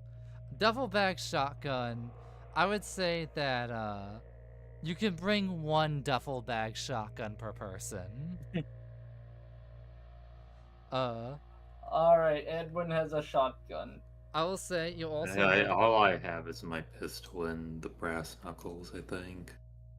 Marcus is pointing like his hand outward with his palm facing I forget. the vampire. Question: How big are the electric punch gloves? They're enough. How bulky are they? They're kind of bulk. I would say they're kind of bulky. I will also They're note. not easily concealable. I'll just say I have the brass knuckles. Yeah. I will also say, Marcus is also like pointing his like palm towards the blind vampire, like holding his right arm. Almost like Anything happening? nothing's happening right now. It's just I have something on standby. Just give the Damn. word and I'll fire. Sure. Sure, good. Go ahead. Go nuts, man. You. Alright. You hear you hear him breathe in and then breathe out. And then you feel something, a strong, intense wind gathering. And you see that, like, the wind is blowing towards the blind creature, but you notice that the force of the wind is enough to draw cuts within it. Like, cut its skin and stuff. like cutting its Rashida the skin. turbulent winds? Like razor winds. Like razor winds. And and the wind is intensifying. You're seeing it land a bunch of cuts on them. And you say, if you have anything else up your sleeve, I'd suggest also firing if you have the chance. Like a gun? Were we safe to shoot a gun? Close the door and you should be. Fucking said it's gonna close the door. Fucking pick up the shotgun and shoot him. Close the door on Jerry. Gonna fucking unload on his ass. Did Jerry Guys, I'm ever gonna- like, oh, warn us? okay. Did Jerry get here? Jerry, I don't know. Jerry is. Okay, we did okay. So me and it's fucking Rodent. I would had a say chat. I wanna right call when him Seven's Rat. about to close the door, Rodent and Jerry rush in before he does. Zach, I is think just it'd be gonna a See great you if idea. you stand still. Zach is just gonna pull out Red Comet since he Rodent doesn't really have a ranged weapon. Rodent is like, ah, fuck, we're doing this. And you see his, like, fingernails extend. Oh shit. It'll be fun. There's Great. like 8 of us. And All right, so is he? So okay, you go. and eventually Marcus says, so we all going down? Because I meant to say this earlier, but there seems to be a metal spiral staircase from the door to like the surface of the warehouse. So you're all looking down at that all happening. Is like, are you going down there, or are we just sniping from the staircase? Oh, I thought we were on like the ground floor. A couple of us can act as snipers, but the rest of us should probably head down. I'll head. You notice the moment he says that, Marcus grabs like the railing and vaults and just falls like a good it feels almost like 14 to something feet or something like that, and he lands on his feet with ease. And he just goes to rush in.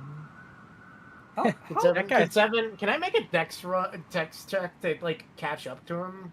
You can How slide. high are we? Jerry walks down the stairs. Jerry walks down the stairs as fast as he The can. fall while still being a normal guy. the fall would mess you up, but you could do a dex plus athletics to maybe slide down the railing.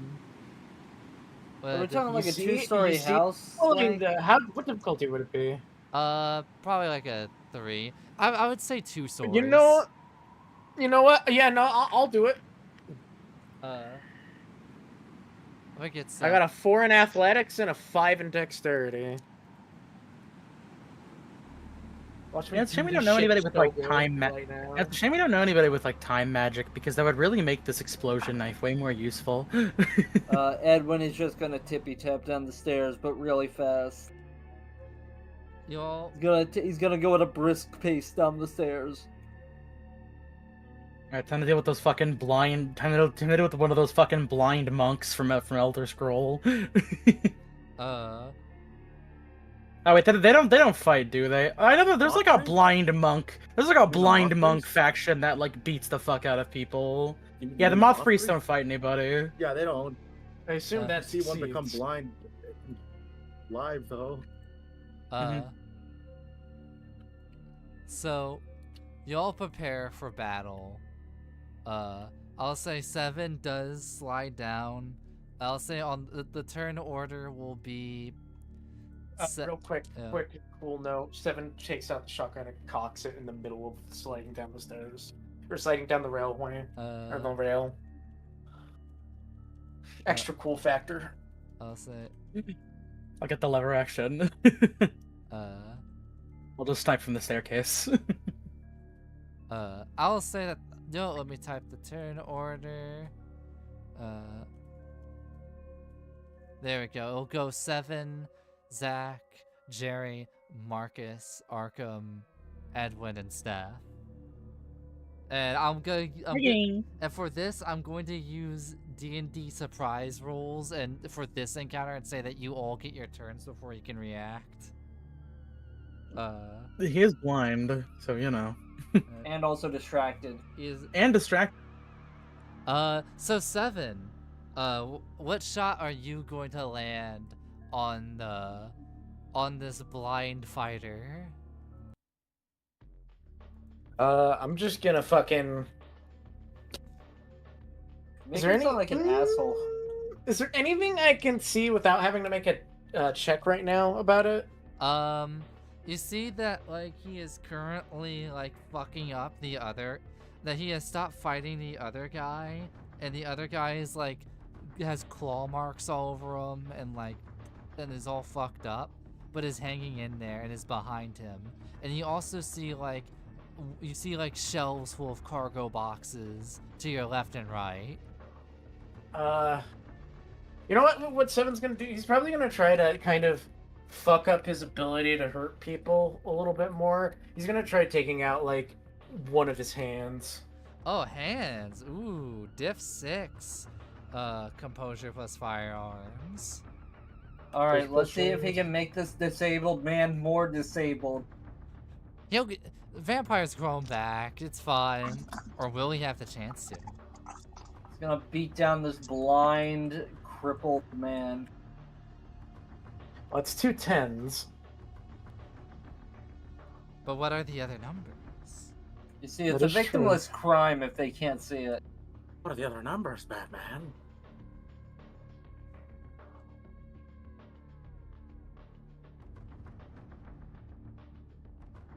They shit his gas, Batman. Let me peep.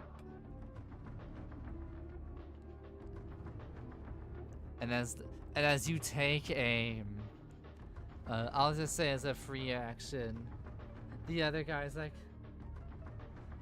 goes to talk. He's like, oh, thank Christ. And I'm hitting him with like a fucking hitting that hand with an auto shotgun. And you fire, bang, bang, and the hand is just gone. There is a blood stump, and it turns around, furious, readying in a combat position with its claws ready on its other hand. So, sorry, with just to clarify something. Yeah. It's a werewolf, right? No, you're fighting a blind Nosferatu. Oh dear me. Now, speak of the devil, before he goes in, Zach, is there anything you would like to do to this thing? I don't know. I feel like it'd be too dangerous to rush into melee range, but with his claws. So I'm just his claws on his offhand still, with his main hand being the stump.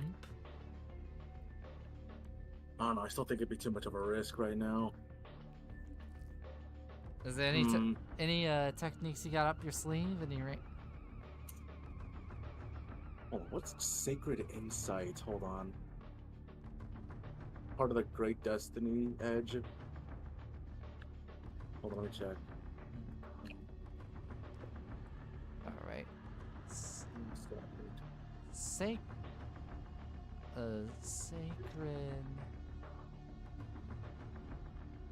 Once per story, the hunter can get a supernatural voice/vision, providing a clue to help fulfill their destiny. Okay, that's not gonna help right now. Once per story. Be careful. Yeah, that's definitely not gonna help. That's gonna be a big epiphany. Keep that one in your back pocket. Oh, maybe I can empower with my amethyst. So you use empower. So with this, with the ability of power, you could be temporary pool of 2 dice. So basically, I will say that for this scene, I forget. Oh yeah, with your artifact, that's intel plus occult. That's a diff 4. All right, let's see. Quintuple scope. God damn, that's a lot of dice. You'll I'm get sorry, additional 3, ones if this works. roll from 4. Oh, that clears. 2 6s, an 8 and a 9, and the rest is like a 1 and a 2. You feel the hedge magic of your amethyst power you, and you feel like and you have a bonus, and you have 3 additional bonus dice to anything else any other action you would want to do. God damn. How long does it last? And how many times? I'll say the rest of this session, and maybe as long as you're in the library even. God damn. God damn. Whoa. I'll say, but for now you'll have it for the rest of this fight. Nice. So, is there, so will that be your action to just kind of buff yourself? Yeah, it's not like I can. Lolan. So you buff yourself, and then Jerry comes in before the blind creature has the chance to uppercut you with its stump arm. So Jerry, what's the move? Can I just punch him in the head? You can. That's a strength plus brawl, difficulty 4. I'm gonna use the brass knuckles also. Yes, you can.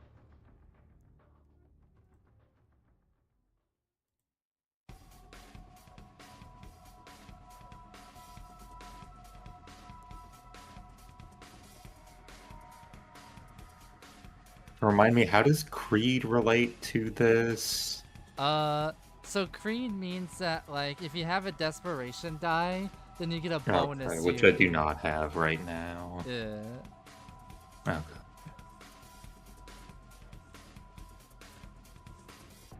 So you make that roll, and you punch him in the face, and you do 4, and you do 5 damage because the margin. Now what happens is that the margin gets added to the total damage you do. Okay. So you punch him, and you send him back, disorientated him for a moment.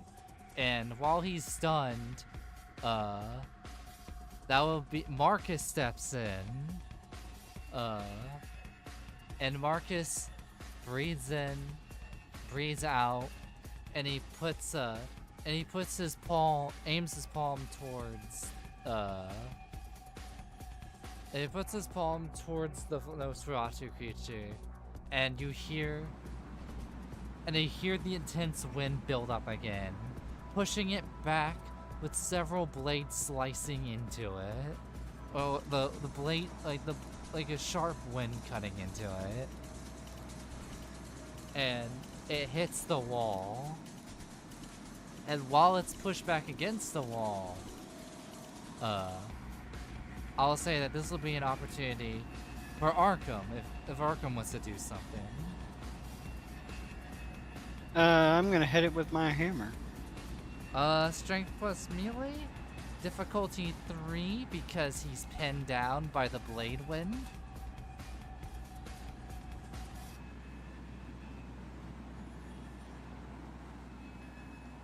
Strength and melee? Yeah.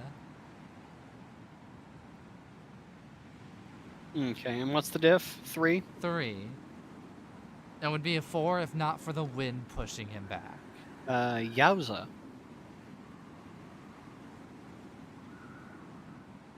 Ooh. Let's see here. Success, and you whack him with the special cane, with the cane hammer. Oh, you're whacking with the cane. I'm using the hammer this time. You feel the changeling hammer, and you smack it into his skull, and you do an additional damage. And you feel like that hammer break through flesh and bone a bit, but it's not enough to fully destroy the head yet. But you did some damage. Now this will be a chance for if Edwin wants to do anything while What is the move?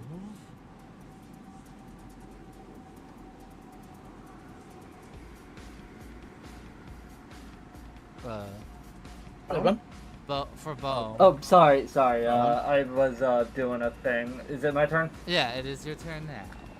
All right. He Yeah, was I'm gonna rolling shoot. for ogre cap. I'm gonna shoot shotgun. You shoot him in the shotgun. That's a firearm. That's firearms plus composure diff 3. Firearms and composure. Give me a second. Let's see. 3 and okay, 5. Diff 3. Yes. I made it. I got a margin of 0. Are we doing 4 plus damage or 3 plus damage with the shotgun? You did say you ran down there. So I'll yes, say at 4. a brisk pace. All right. And you shoot at the head, and the head is all fucked up, but it's not fully destroyed yet. So Steph, what will you do in this scenario? I mean, if the thing's still kicking, yeah, no, I'll just fucking shoot him. I'll just try to take a shot on him with my fucking lever action. Firearms plus composure, diff 3. Okay. All right. Firearms plus composure. That's gonna be 8. 1, 2, 3, 4, 5, 6, 7, 8. Okay, so that is a...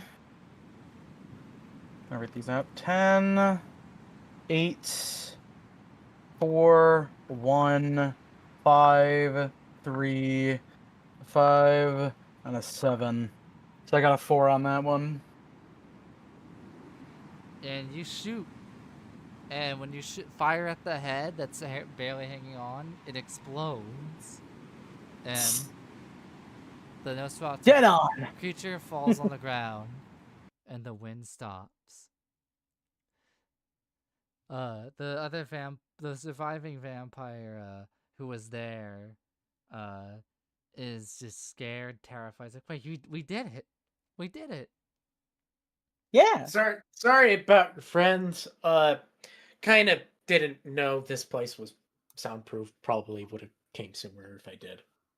A part of me really wants to just sneak up behind this guy and blast him because No. he's the last of the dudes. No. Right? No, he's not the He's last. on our side. Oh, He's not the There's last. more than 0. There's a couple more. It was like, wait, I sent the other ones to go carry it out. If you guys are down there, where'd they go? I noticed the other 3 rushing back down there, and they're like, "Sir, we couldn't find the. Oh, what are you guys doing down here?" Stuff. Oh, you killed it. Yeah. Oh, We so fucking got his ass. so Turns out most things die if you keep shooting them. we gotta do this explosive shit or what? Yeah. Oh yeah, no. Yeah, we sure. should probably get going on that. We want to loot the place first. Marcus lets out a hang on, and he reaches and he goes to like up to the corpse, and you see him like feel the the neck area, and I hear like the sound of flesh being torn into. He's like, okay, now it's dead. What did you do? I finished it. Oh, here, get back a little bit, Move the just to head. make sure. Seven's gonna double tap it in the head squarely and just take a shot of the shotgun. And Zach's gonna like make triple sure he's just gonna, and after all that, he's just gonna slice the head off. Guys, I think it's dead. The head was already sliced off. I will say 7.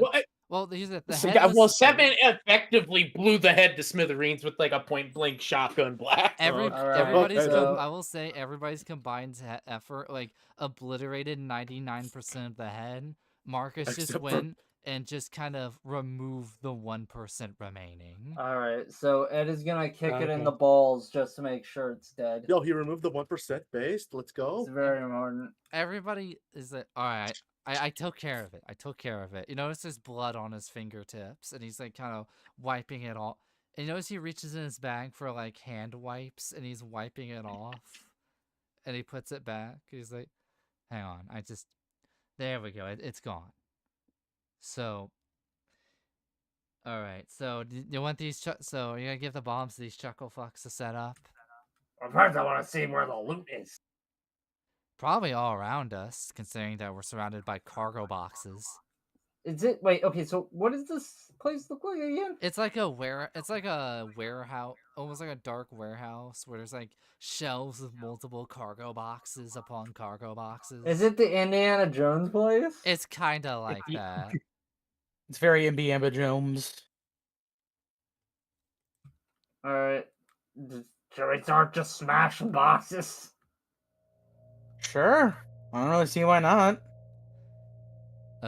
Marcus proceeds to grab a box and smash it, and then he sees and he sees like an object in there. He's like, don't want that one. It's cursed.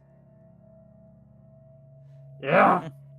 You see inside of it a red baseball cap, deep within its confines. It's How big is the box that it's in? it's like about Hat box? It's like a little bit larger than a normal hat box, but the hat's a normal size. He looks at the box. He looks at the hat. He's like, "That thing's cursed. So I wouldn't mess with it." And he just kind of slides it, and he puts it back. All right. Just keep going, I guess. It's like, I heard whispers come from it. Something about a starfish of sorts. But anyway, we'll keep searching for other stuff. Oh my god. Is it Starro or something? No, it's a chocolate starfish. It's a cursed Fred Durst hat. It's the Durst hat. It's the thirst hat. I see. So you all look The thirst for the Durst. You find various you find a couple necklaces, and you find some knives, but you also find some vials of blood.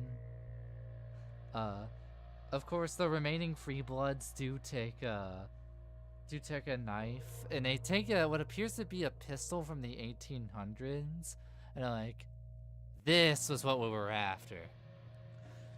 You see, with this pistol in our hands, we can really put our position front and center. What is it? It is a pistol known to be wielded by an ancient, one of our kind. It is rumored that through the power of your blood, you can manifest additional ammo within it.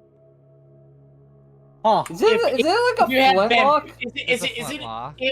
Is it if you have vampiric blood you can do that? Yeah, vampiric blood.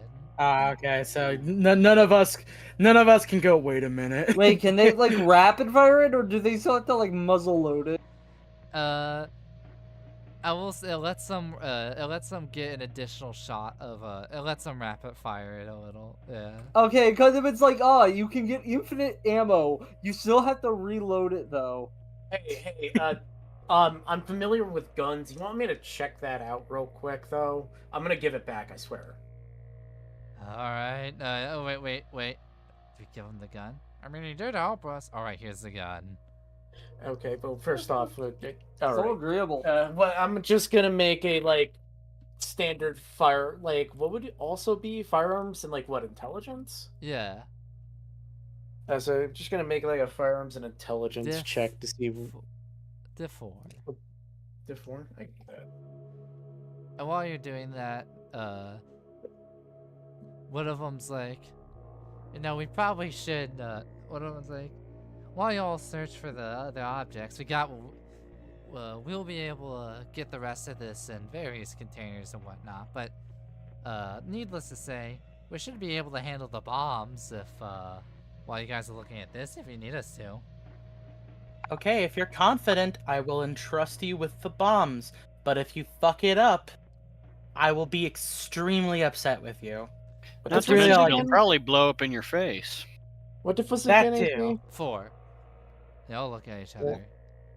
All right, huddle around.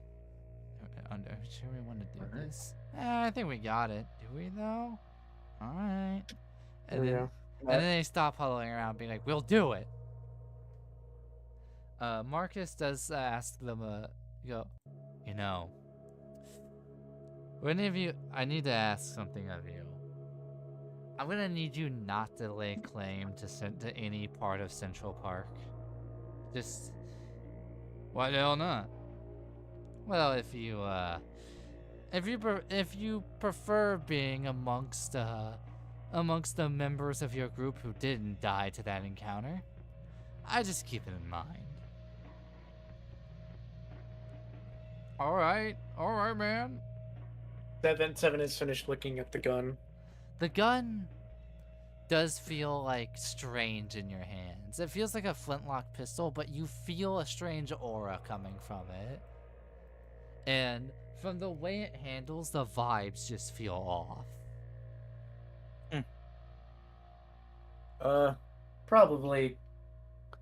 Probably nothing, but That's some something dark feels magic right there.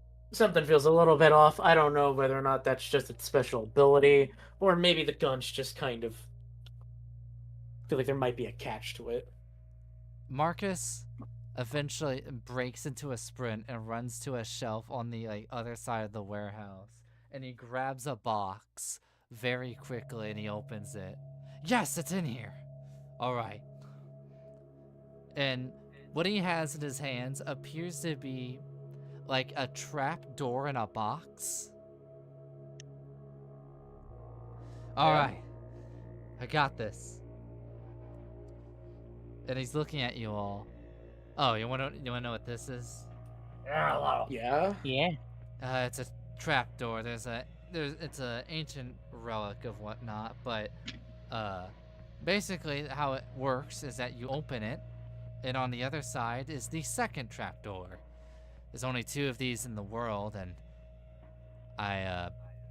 thankfully I came here procuring the first one in the event that I ever needed to find the second one, but now that I found it, we can activate it, and we have a 2-way.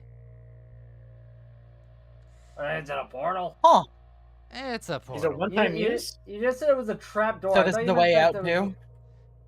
And how it works is it's like a trap, it's like a box with like a trap door, and it looks like it leads to nothing, but when attached to a surface, it becomes a portal to the other one. Wait, so you didn't? So wait, did you set up the first? Did you set up the first one before we left? Yeah, of course. Before you left? Yeah. Oh, thank God. I was like, that feels like such an easy escape route for you. And Also, weren't the goobers looking for a sword? the goobers of it, the free bloods are still looking, but it takes one of them. I'll say one of you eventually see a box that they look by that's slightly open, and you do see a weird sword in it.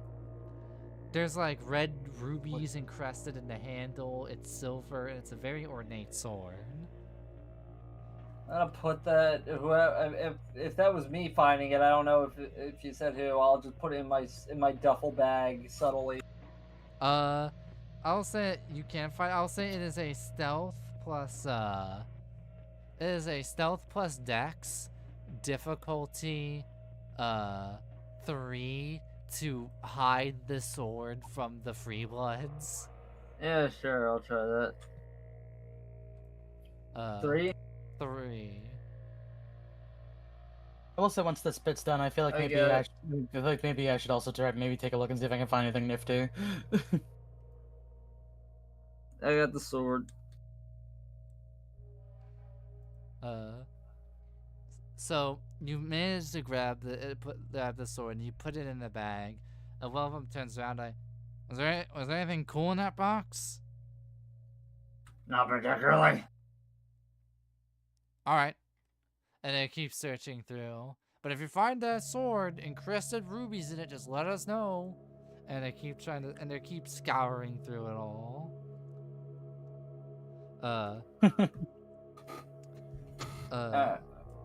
Alright, so is there anything else?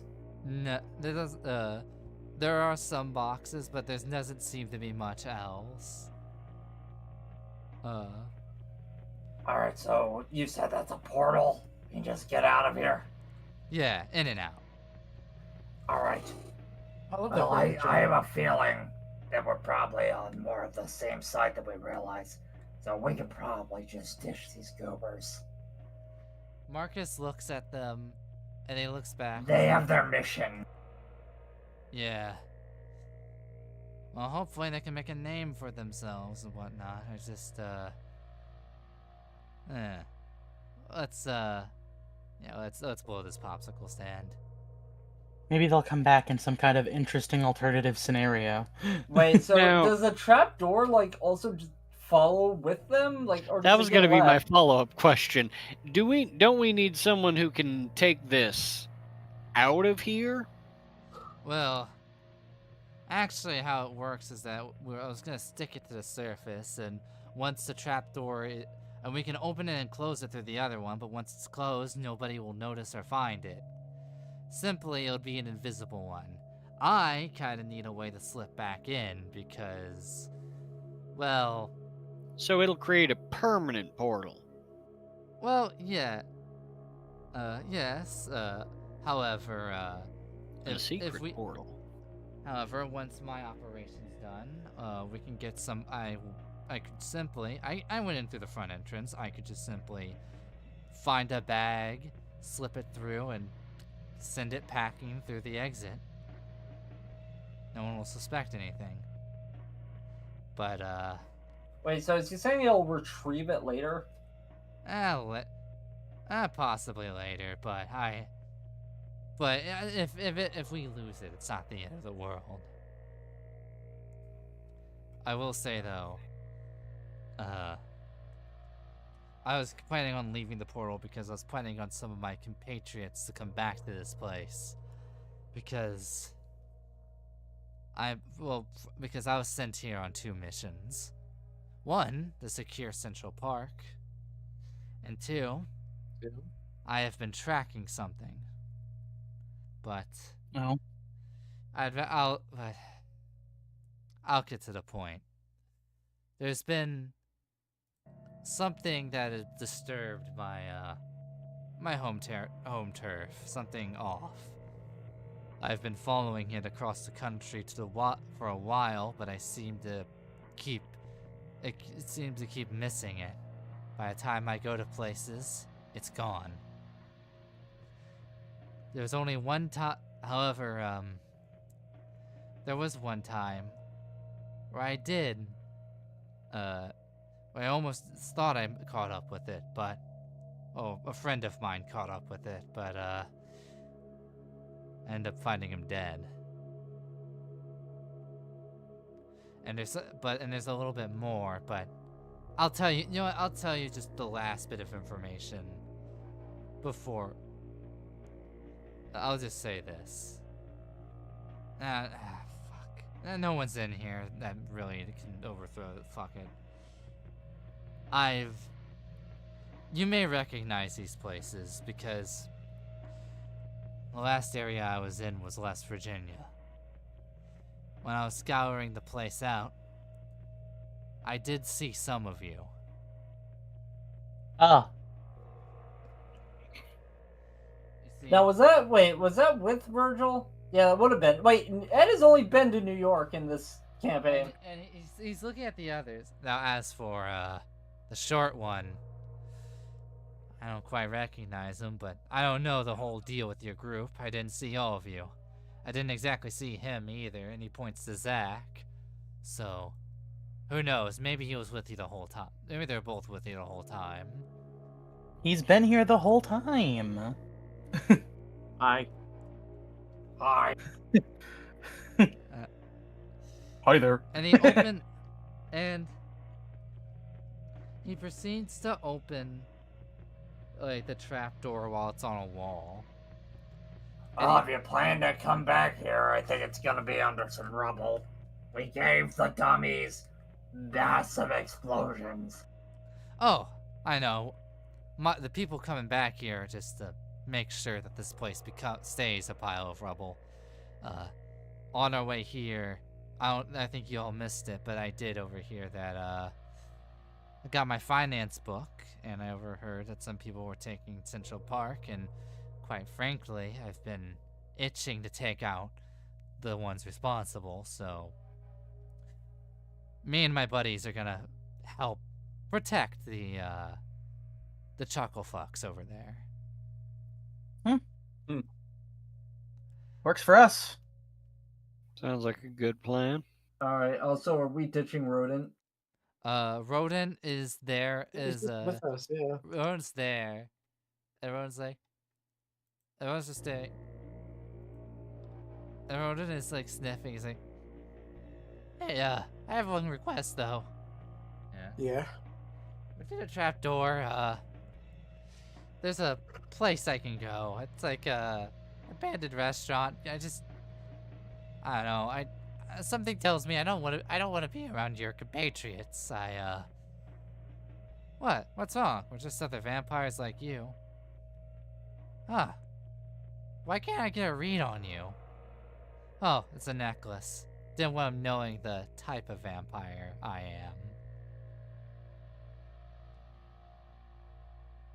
You feel any bit of confident enough to share that with us, or no? Well, you'll find out here soon. And I'm not saying that in a I'm going to be hostile towards you, because I do need to clarify that I believe that we are going after the same goal, the same target.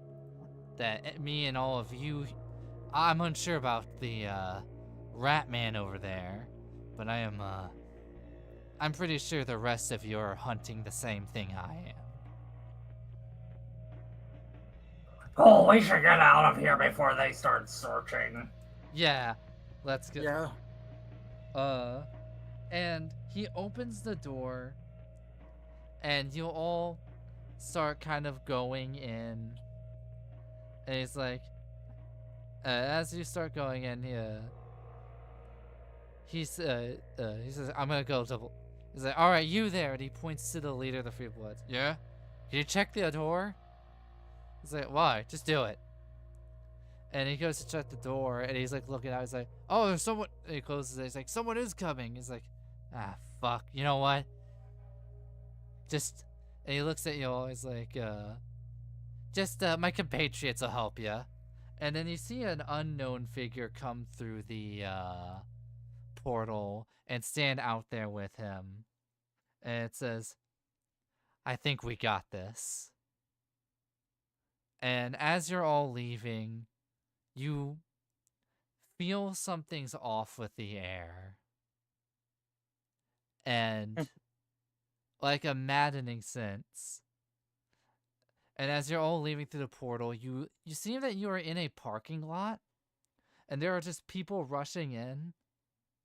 But for some reason, Rodent looks at you all. It is just like, go, go, go, go, go. It is just fucking basically telling you all to book it.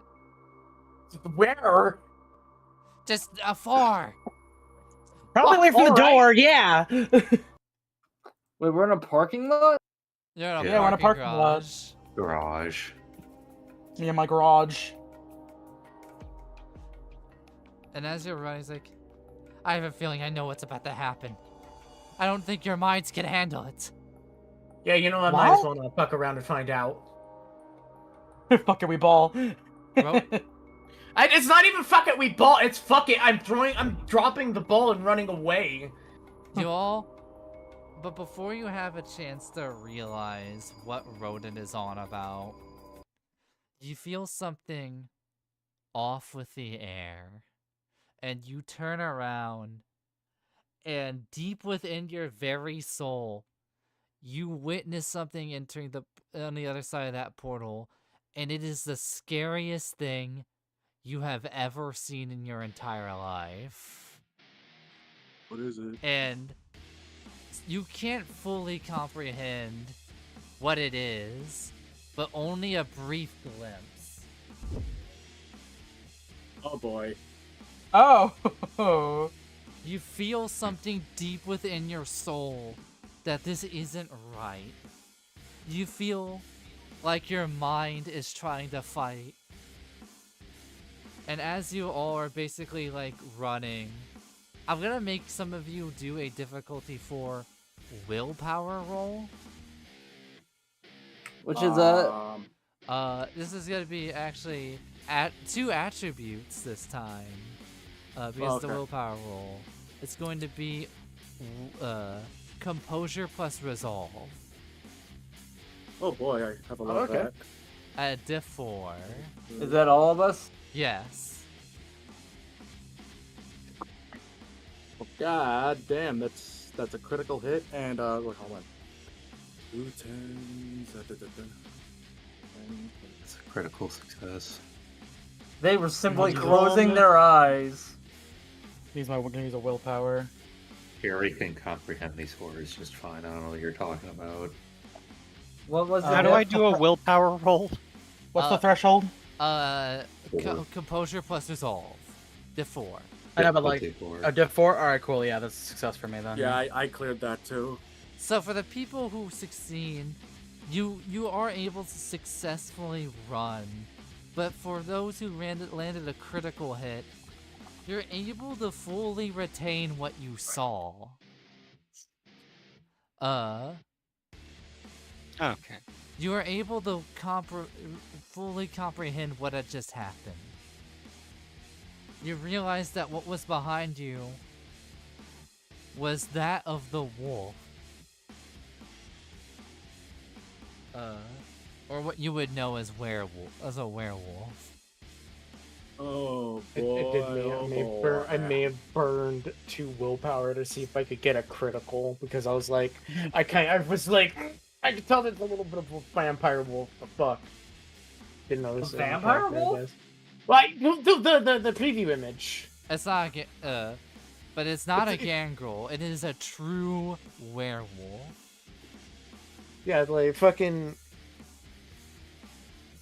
And as you're all running,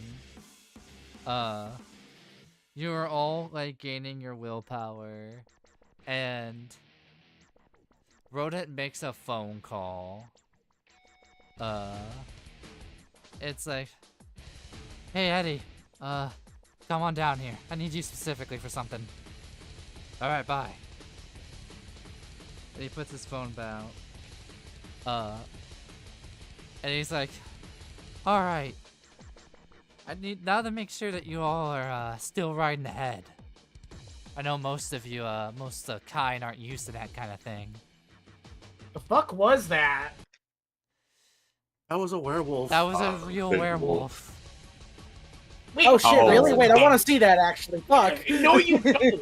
The No, human you mind, fucking don't. you had to run out. I made you run out of there because the human mind mostly can't comprehend it. I honestly don't know why you all are still able to keep your sanity. I guess you've been around some odd shit over this recent times, but still. Wait a second, AC. It Does can't the be just a werewolf, though. wait a second, not? AC. Does the what does the what's the that artifact I have that prevents from fucking shit messing with my brain called again? The orb. Chilean, I think. The medallion thing. Well, I have the medallion too. I will say, from the medallion, but also,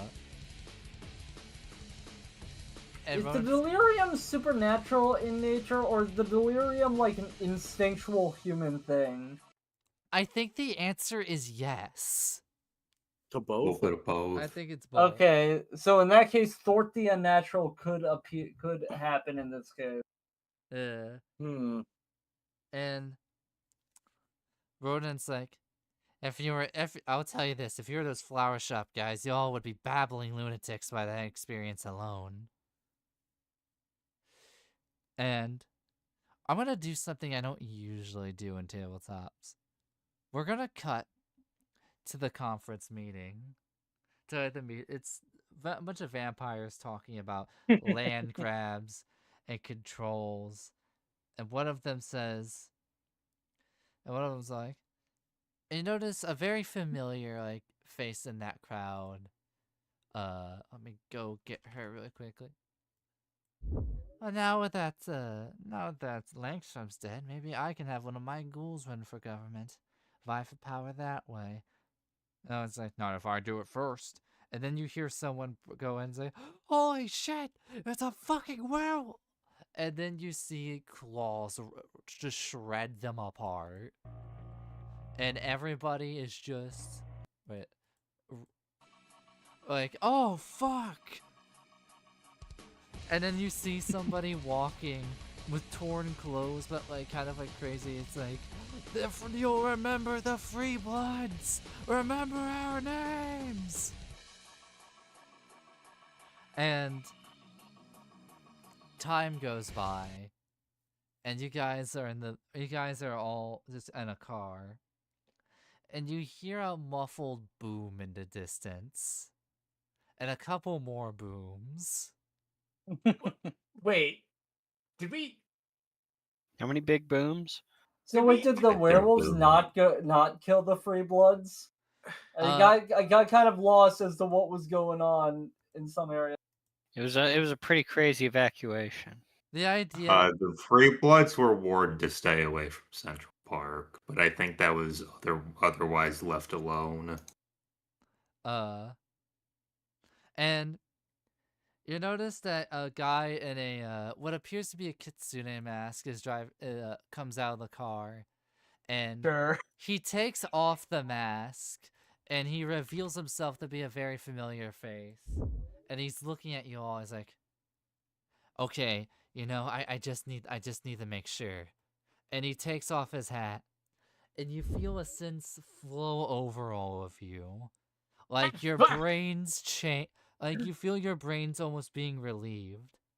Any willpower that was subtracted, got the werewolf shit. What the fuck? all of the willpower that you have lost has come back. And then he puts his hat back on. What was that? A mind refresher prevents you from going too insane. And All right. I feel so clear-headed. Damn. it's Is that post-nut clarity? well, you see, most vampires use it for mind control, but we use it for clarity purposes, for spiritual healing. So that's what they call it nowadays. And I never thought my mind being cleansed would feel like a fucking flashbang. And as you all are just kind of like far away, you see somebody approaching. You see a green coat. A man in a green coat slowly approach you, walking slowly, and it's Mark. Oh my fucking god. Are you intending that as a fake out? Like, I from the was. beginning? From like the Every beginning? time. Yeah. Pardon my exasperation, but you're not the only green-coated man that we're familiar with. Yeah, not gonna front. That kind of worries us a little bit. So That's why I came. That's why I needed to pay you guys a visit. There Oh, can be only cool. one green-coated man in this campaign. Well, Which is why I'm going after Victor. you're all Good green versus bad green. Oh, okay, so I need to do a check. You got your book? Yeah. Seven's just gonna feel around his jacket and then find the book because he didn't do anything that would lose it. You have the book. All right. I got my book. And I got this sword. And I take out the sword. Why are you telling him? Marcus. Look, I was gonna check for Marcus, shit while I was in there. Damn. Marcus starts like trying There to you go, hold Zach. Marcus starts trying to hold in a laugh, and he's like, and he's like kind of smirking, and then he just starts laughing really loud. Holy shit! You actually fucking swiped it underneath him like that? Also, yeah, when the fuck did you do that? Yeah, I found it. Oh, You found it. Yeah, I found it So in a what's this- box and I put it in my bag. I'm not gonna tell them, but Yeah. man, they're still gonna be looking for that thing. Like a couple of them survived, and like They're there's gonna be like looking for a 100 lot of them. things down there. It's not like So what's 100 so, of them. I think So what's so I'll special be about it? So what's so I special mean, about like- this sword, anyways? I mean, Well, real quick, I mean, are they all on the same level as the guys we saw there? More are. Well, from what I heard, it's like imagine they're that level, but they're more armed to the teeth. That's what the others are like. I also am expecting after the kabooms that there's gonna be some others that were on standby, ready to attack. Oh yeah. We just needed to clear. You're saying these explosions are going to draw attention? Well, no, you remember we had those guys ready. Rodin also goes in.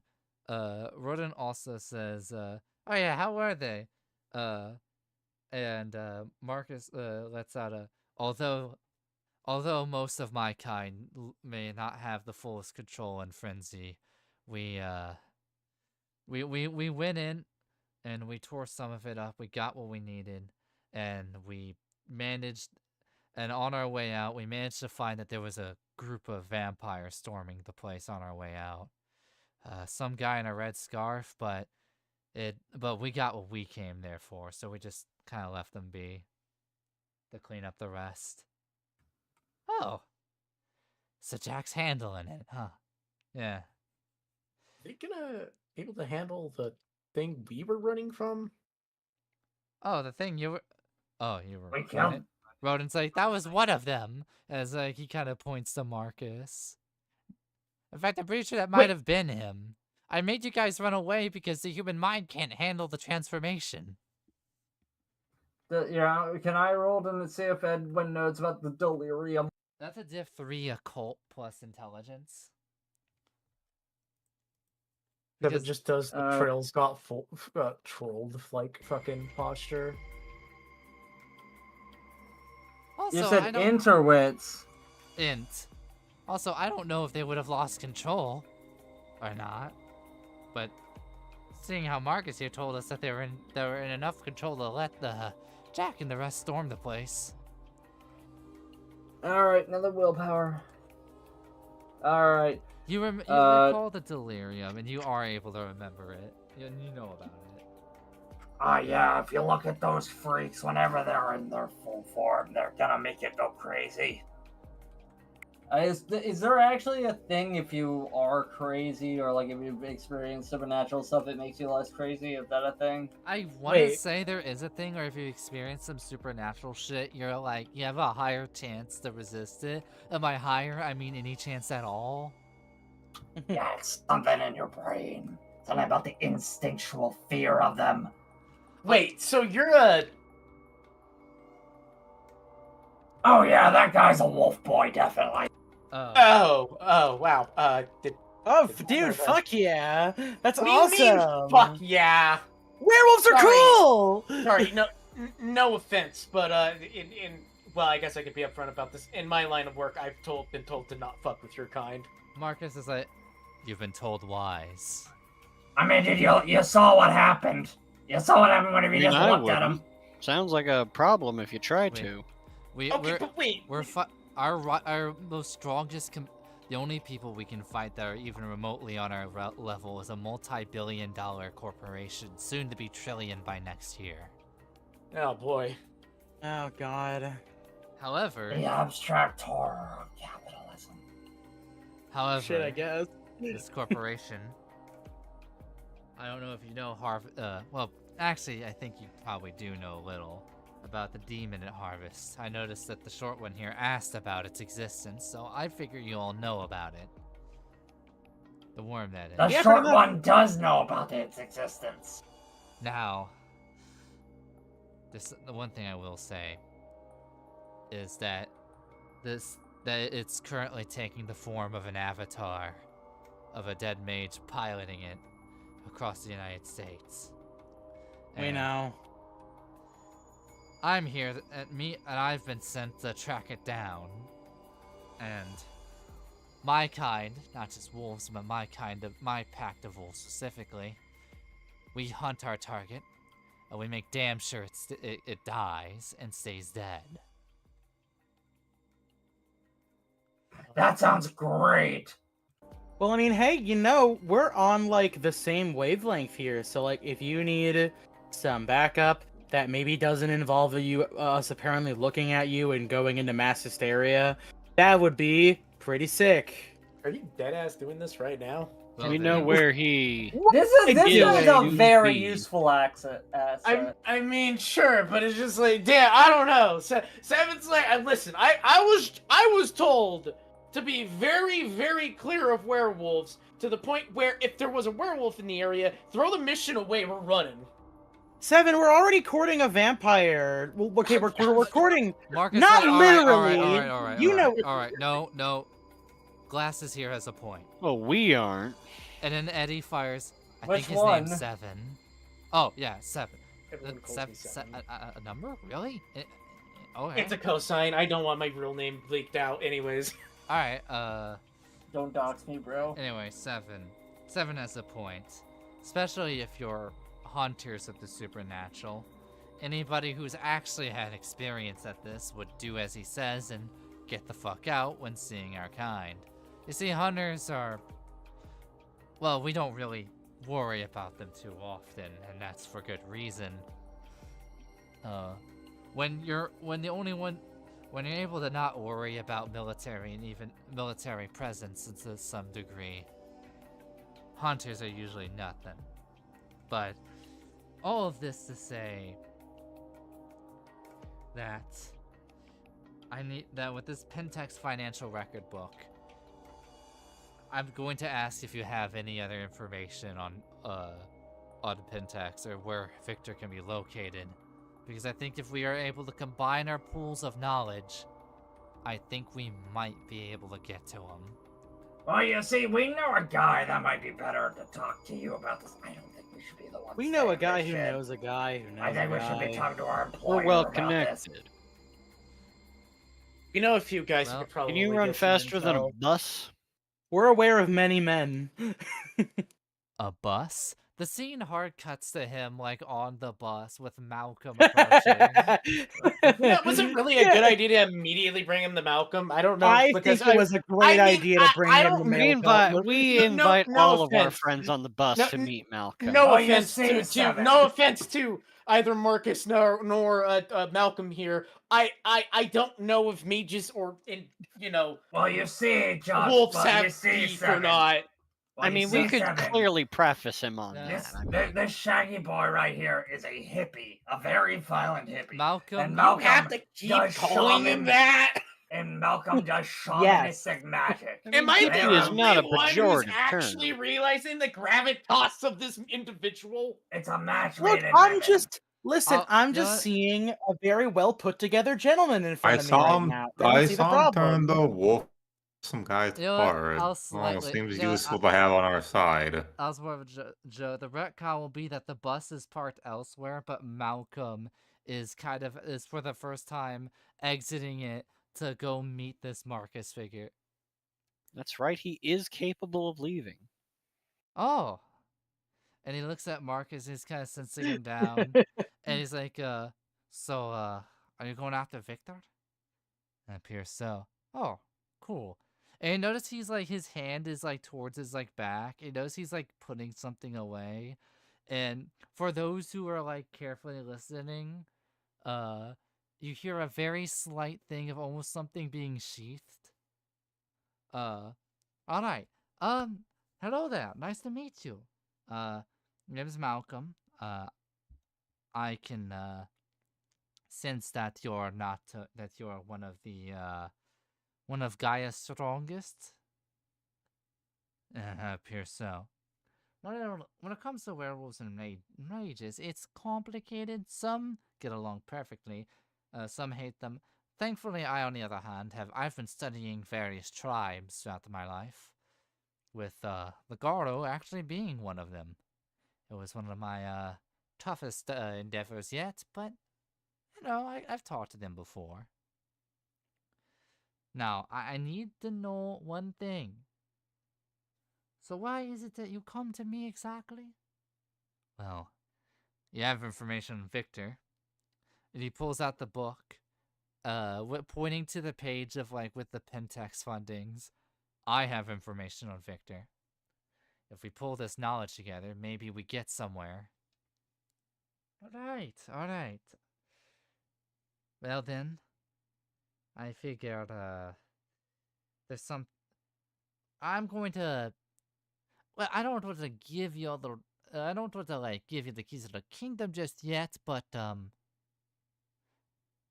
he like senses out. Is like that guy with the beanie. He can do mind stuff. He can transfer memories and stuffs. Wait, did he come with us? No, I think yeah, the Marcus or I'll say that the rodent? bus is E- parked Eric, somewhere. Eric, M. Smith. I would say the mage that you transformed from chair back to human it has the bus somewhere Adam? hidden. Wait, did Eddie follow us? I assume he was talking about Eddie. Eddie did. Eddie, that's the name. So there's Eddie. A rodent. Did What- rodent did go to check in on Jack, so he kind of. Yeah, I assume they're back together. I assume they're done having their fun. Yeah, and Eddie's looking. He's like, "So what do you need?"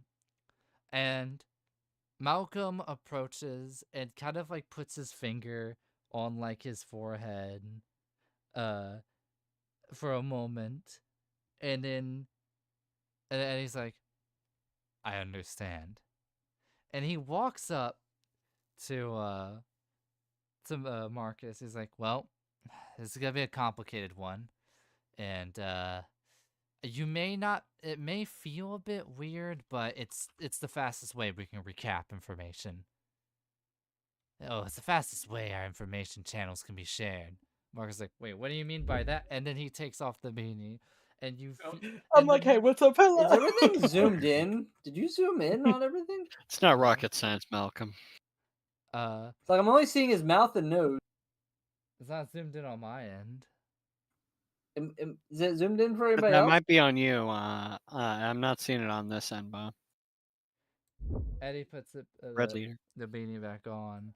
Oh, okay. I think my Discord was just freaking out. I just closed it and opened it. Eventually, Marcus kind of thinks about it. It's like, so, let me look up a little bit of lore. So, Minneapolis, huh? And I guess with the funding from the book, that means that on the way there, somewhere in Minnesota, there was a far-off bunker. It might have some information that might help us stop Victor for good. Is there any hunter safe houses nearby? I don't keep up with hunter lore. Do you guys know about that, or are you guys new to this hunter thing? There is. Wait, it was Eddie that said that? Marcus says that. Let me get his portrait. Marcus I said mean, that. we've been at this for a good while, but Well, Yeah, we've been kind of moving around a lot. We're not really in one place. We aren't affiliated locally We necessarily. we kind of deal with the problem and then skip town. Well, I remember our Wait, no, I don't need that. I just remembered. I remember our kind had some we had some run-in with the hunters. Thankfully, well, and it went about as well for the hunters as you would think, but with them going insane without us even laying a hand on them. But we want to say there was a little bit of a hunter presence in Minnesota. I say that because I think there was some like manor where they gather. I remember being sent in to investigate them too, but they were small potatoes. They weren't really worth going after the way the archives were.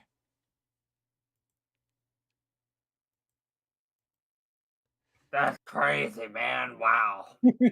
Damn, that's crazy. Listen, it's been an interesting night, and I've been meaning to have this conversation with you all way sooner. But I figure now's a good time as any. So, is there anything else we gotta do here? I will say I am fighting, not passing out.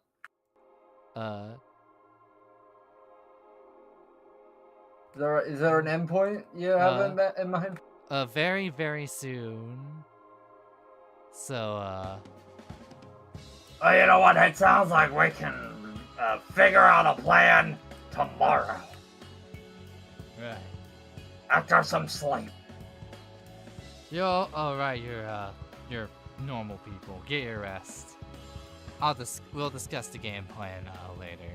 Do werewolves not sleep? I don't know. I figured they still sleep. I don't know though. I forgot. Wolves are not strictly nocturnal, but are primarily crepuscular, which means they hunt during dawn and dusk, or are awake the most. So, Marcus Deer. Marcus walks off and kind of waves like a later thing. And with this new werewolf compatriot and the library being exploded and ransacked, you have obtained the Golconda book that you have been seeking for so long. The archives have been blown up, and the vampire scene in New York is even further in disarray. Woo! And We then actually did turn our on job the TV, 10 people What do you mean dead. for once? We've been doing our job this entire fucking I mean, we campaign. specifically. I know. I'm just. We fought vampires. We did it. We go onto the news. We see 20 people are now dead. Random bystanders. We have just helped commit acts of mass murder. Good work, team. Woo! And with that, I'll end the session there. I will say, start of next session, Seven isn't actually gonna go to sleep yet. He has somewhere to go. Oh yeah, I figured as much. I will The night say is young. I did have an alternate ending plan. However, you guys went a different route, so it kind of circumvented it. You see, Seven has to now go talk to his werewolf girlfriend because that he has on the side. The original plan was I was gonna be a little bit more subtle about him, and I was going to end it with him transforming. And the next session, I would just have you guys just be in Central Park for no reason you could recall. And that was That's a good idea. And that was the original one. However, I forget what it was where I kind of figured out it was the werewolf. I forget what it was whenever I figured that him out. stopping at the mention of the worm. I feel like I figured it kind of earlier too. I think it was like the moment's like, okay, this guy is not being set up as a vampire. I think I just instantly guessed it. Now, what? Lalan. I want you to notice something. The library. I want you to notice the song playing right now. Yeah. Do you It remember? is a different variation. It's the remake version of the song I keep of the Silent Hill 2 dude. song I keep playing all the time. Dude, that's awesome! What is the song? I think the reverse will. It's the remake variant. I mean, what's it from? At Silent Hill Hill remake. 2. Oh, Silent Hill. Because this is the one I play at the beginning of every session. You know this track. Yeah. Yeah. And for this session, I decided to swap in the remake version. Ah, okay.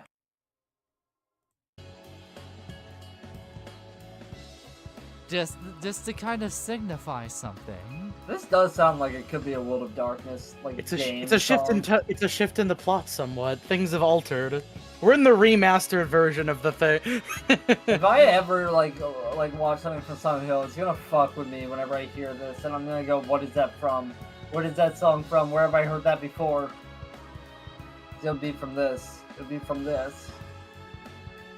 Also, I will say, I wasn't when it comes to the separating the group, I was fully prepared for it, but also I had something written out in case you guys didn't separate, which was an idea of her getting suspicious, but basically challenging you to like a vampire lore debate that would involve damaging her willpower if you're able to know various like stuff about vampires.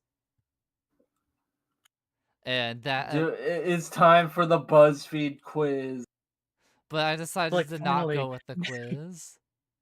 Finally, now's my chance to. I have a chance now. I can do it. And then it just fucking. There's a bomb! There's a.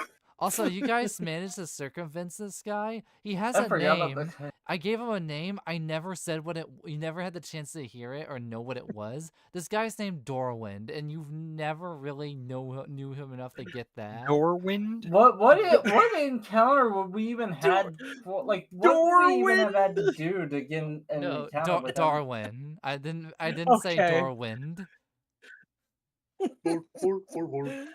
Like, AC, what were you expecting for us to even have an involvement with this guy?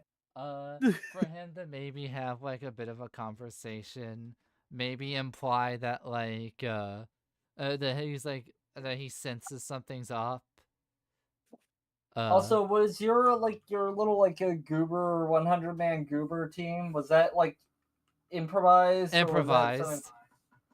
Okay, what was the improv? What made you bring them into the story again? I forget. The reason why I originally brought them in is because here's the thing, in VTM lore, even though the Camarilla do have a prince, New York has a bunch of separate like factions, even different to the traditional ones. So I wanted the 100-man democracy group to be a thing where the prince died, so the faction splintering's happening even harder, and people are like branching off.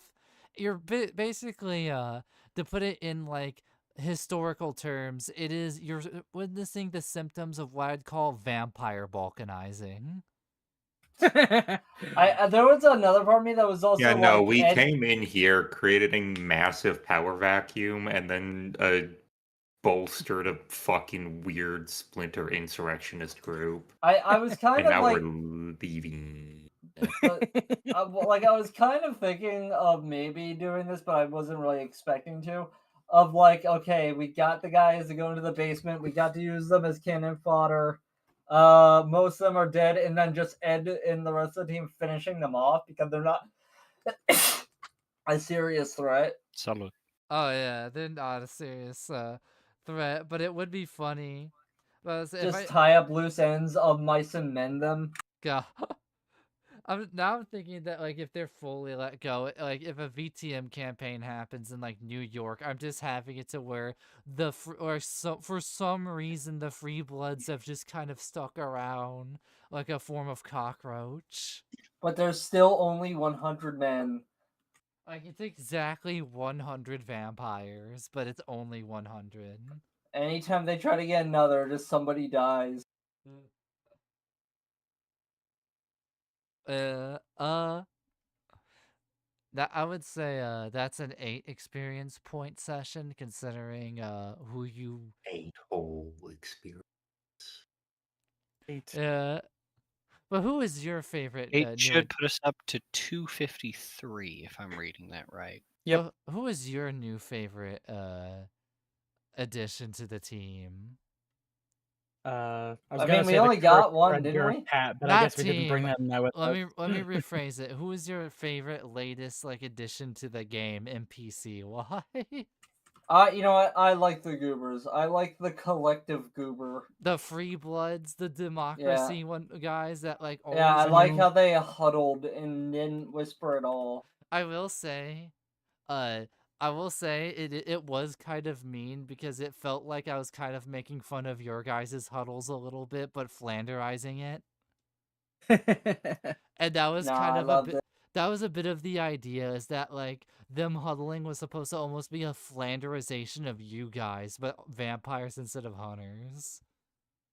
Which is why I also made the comment of like maybe in another world these guys would be like some VTM players bumblefucking through a VTM campaign, entirely unaware of your antics.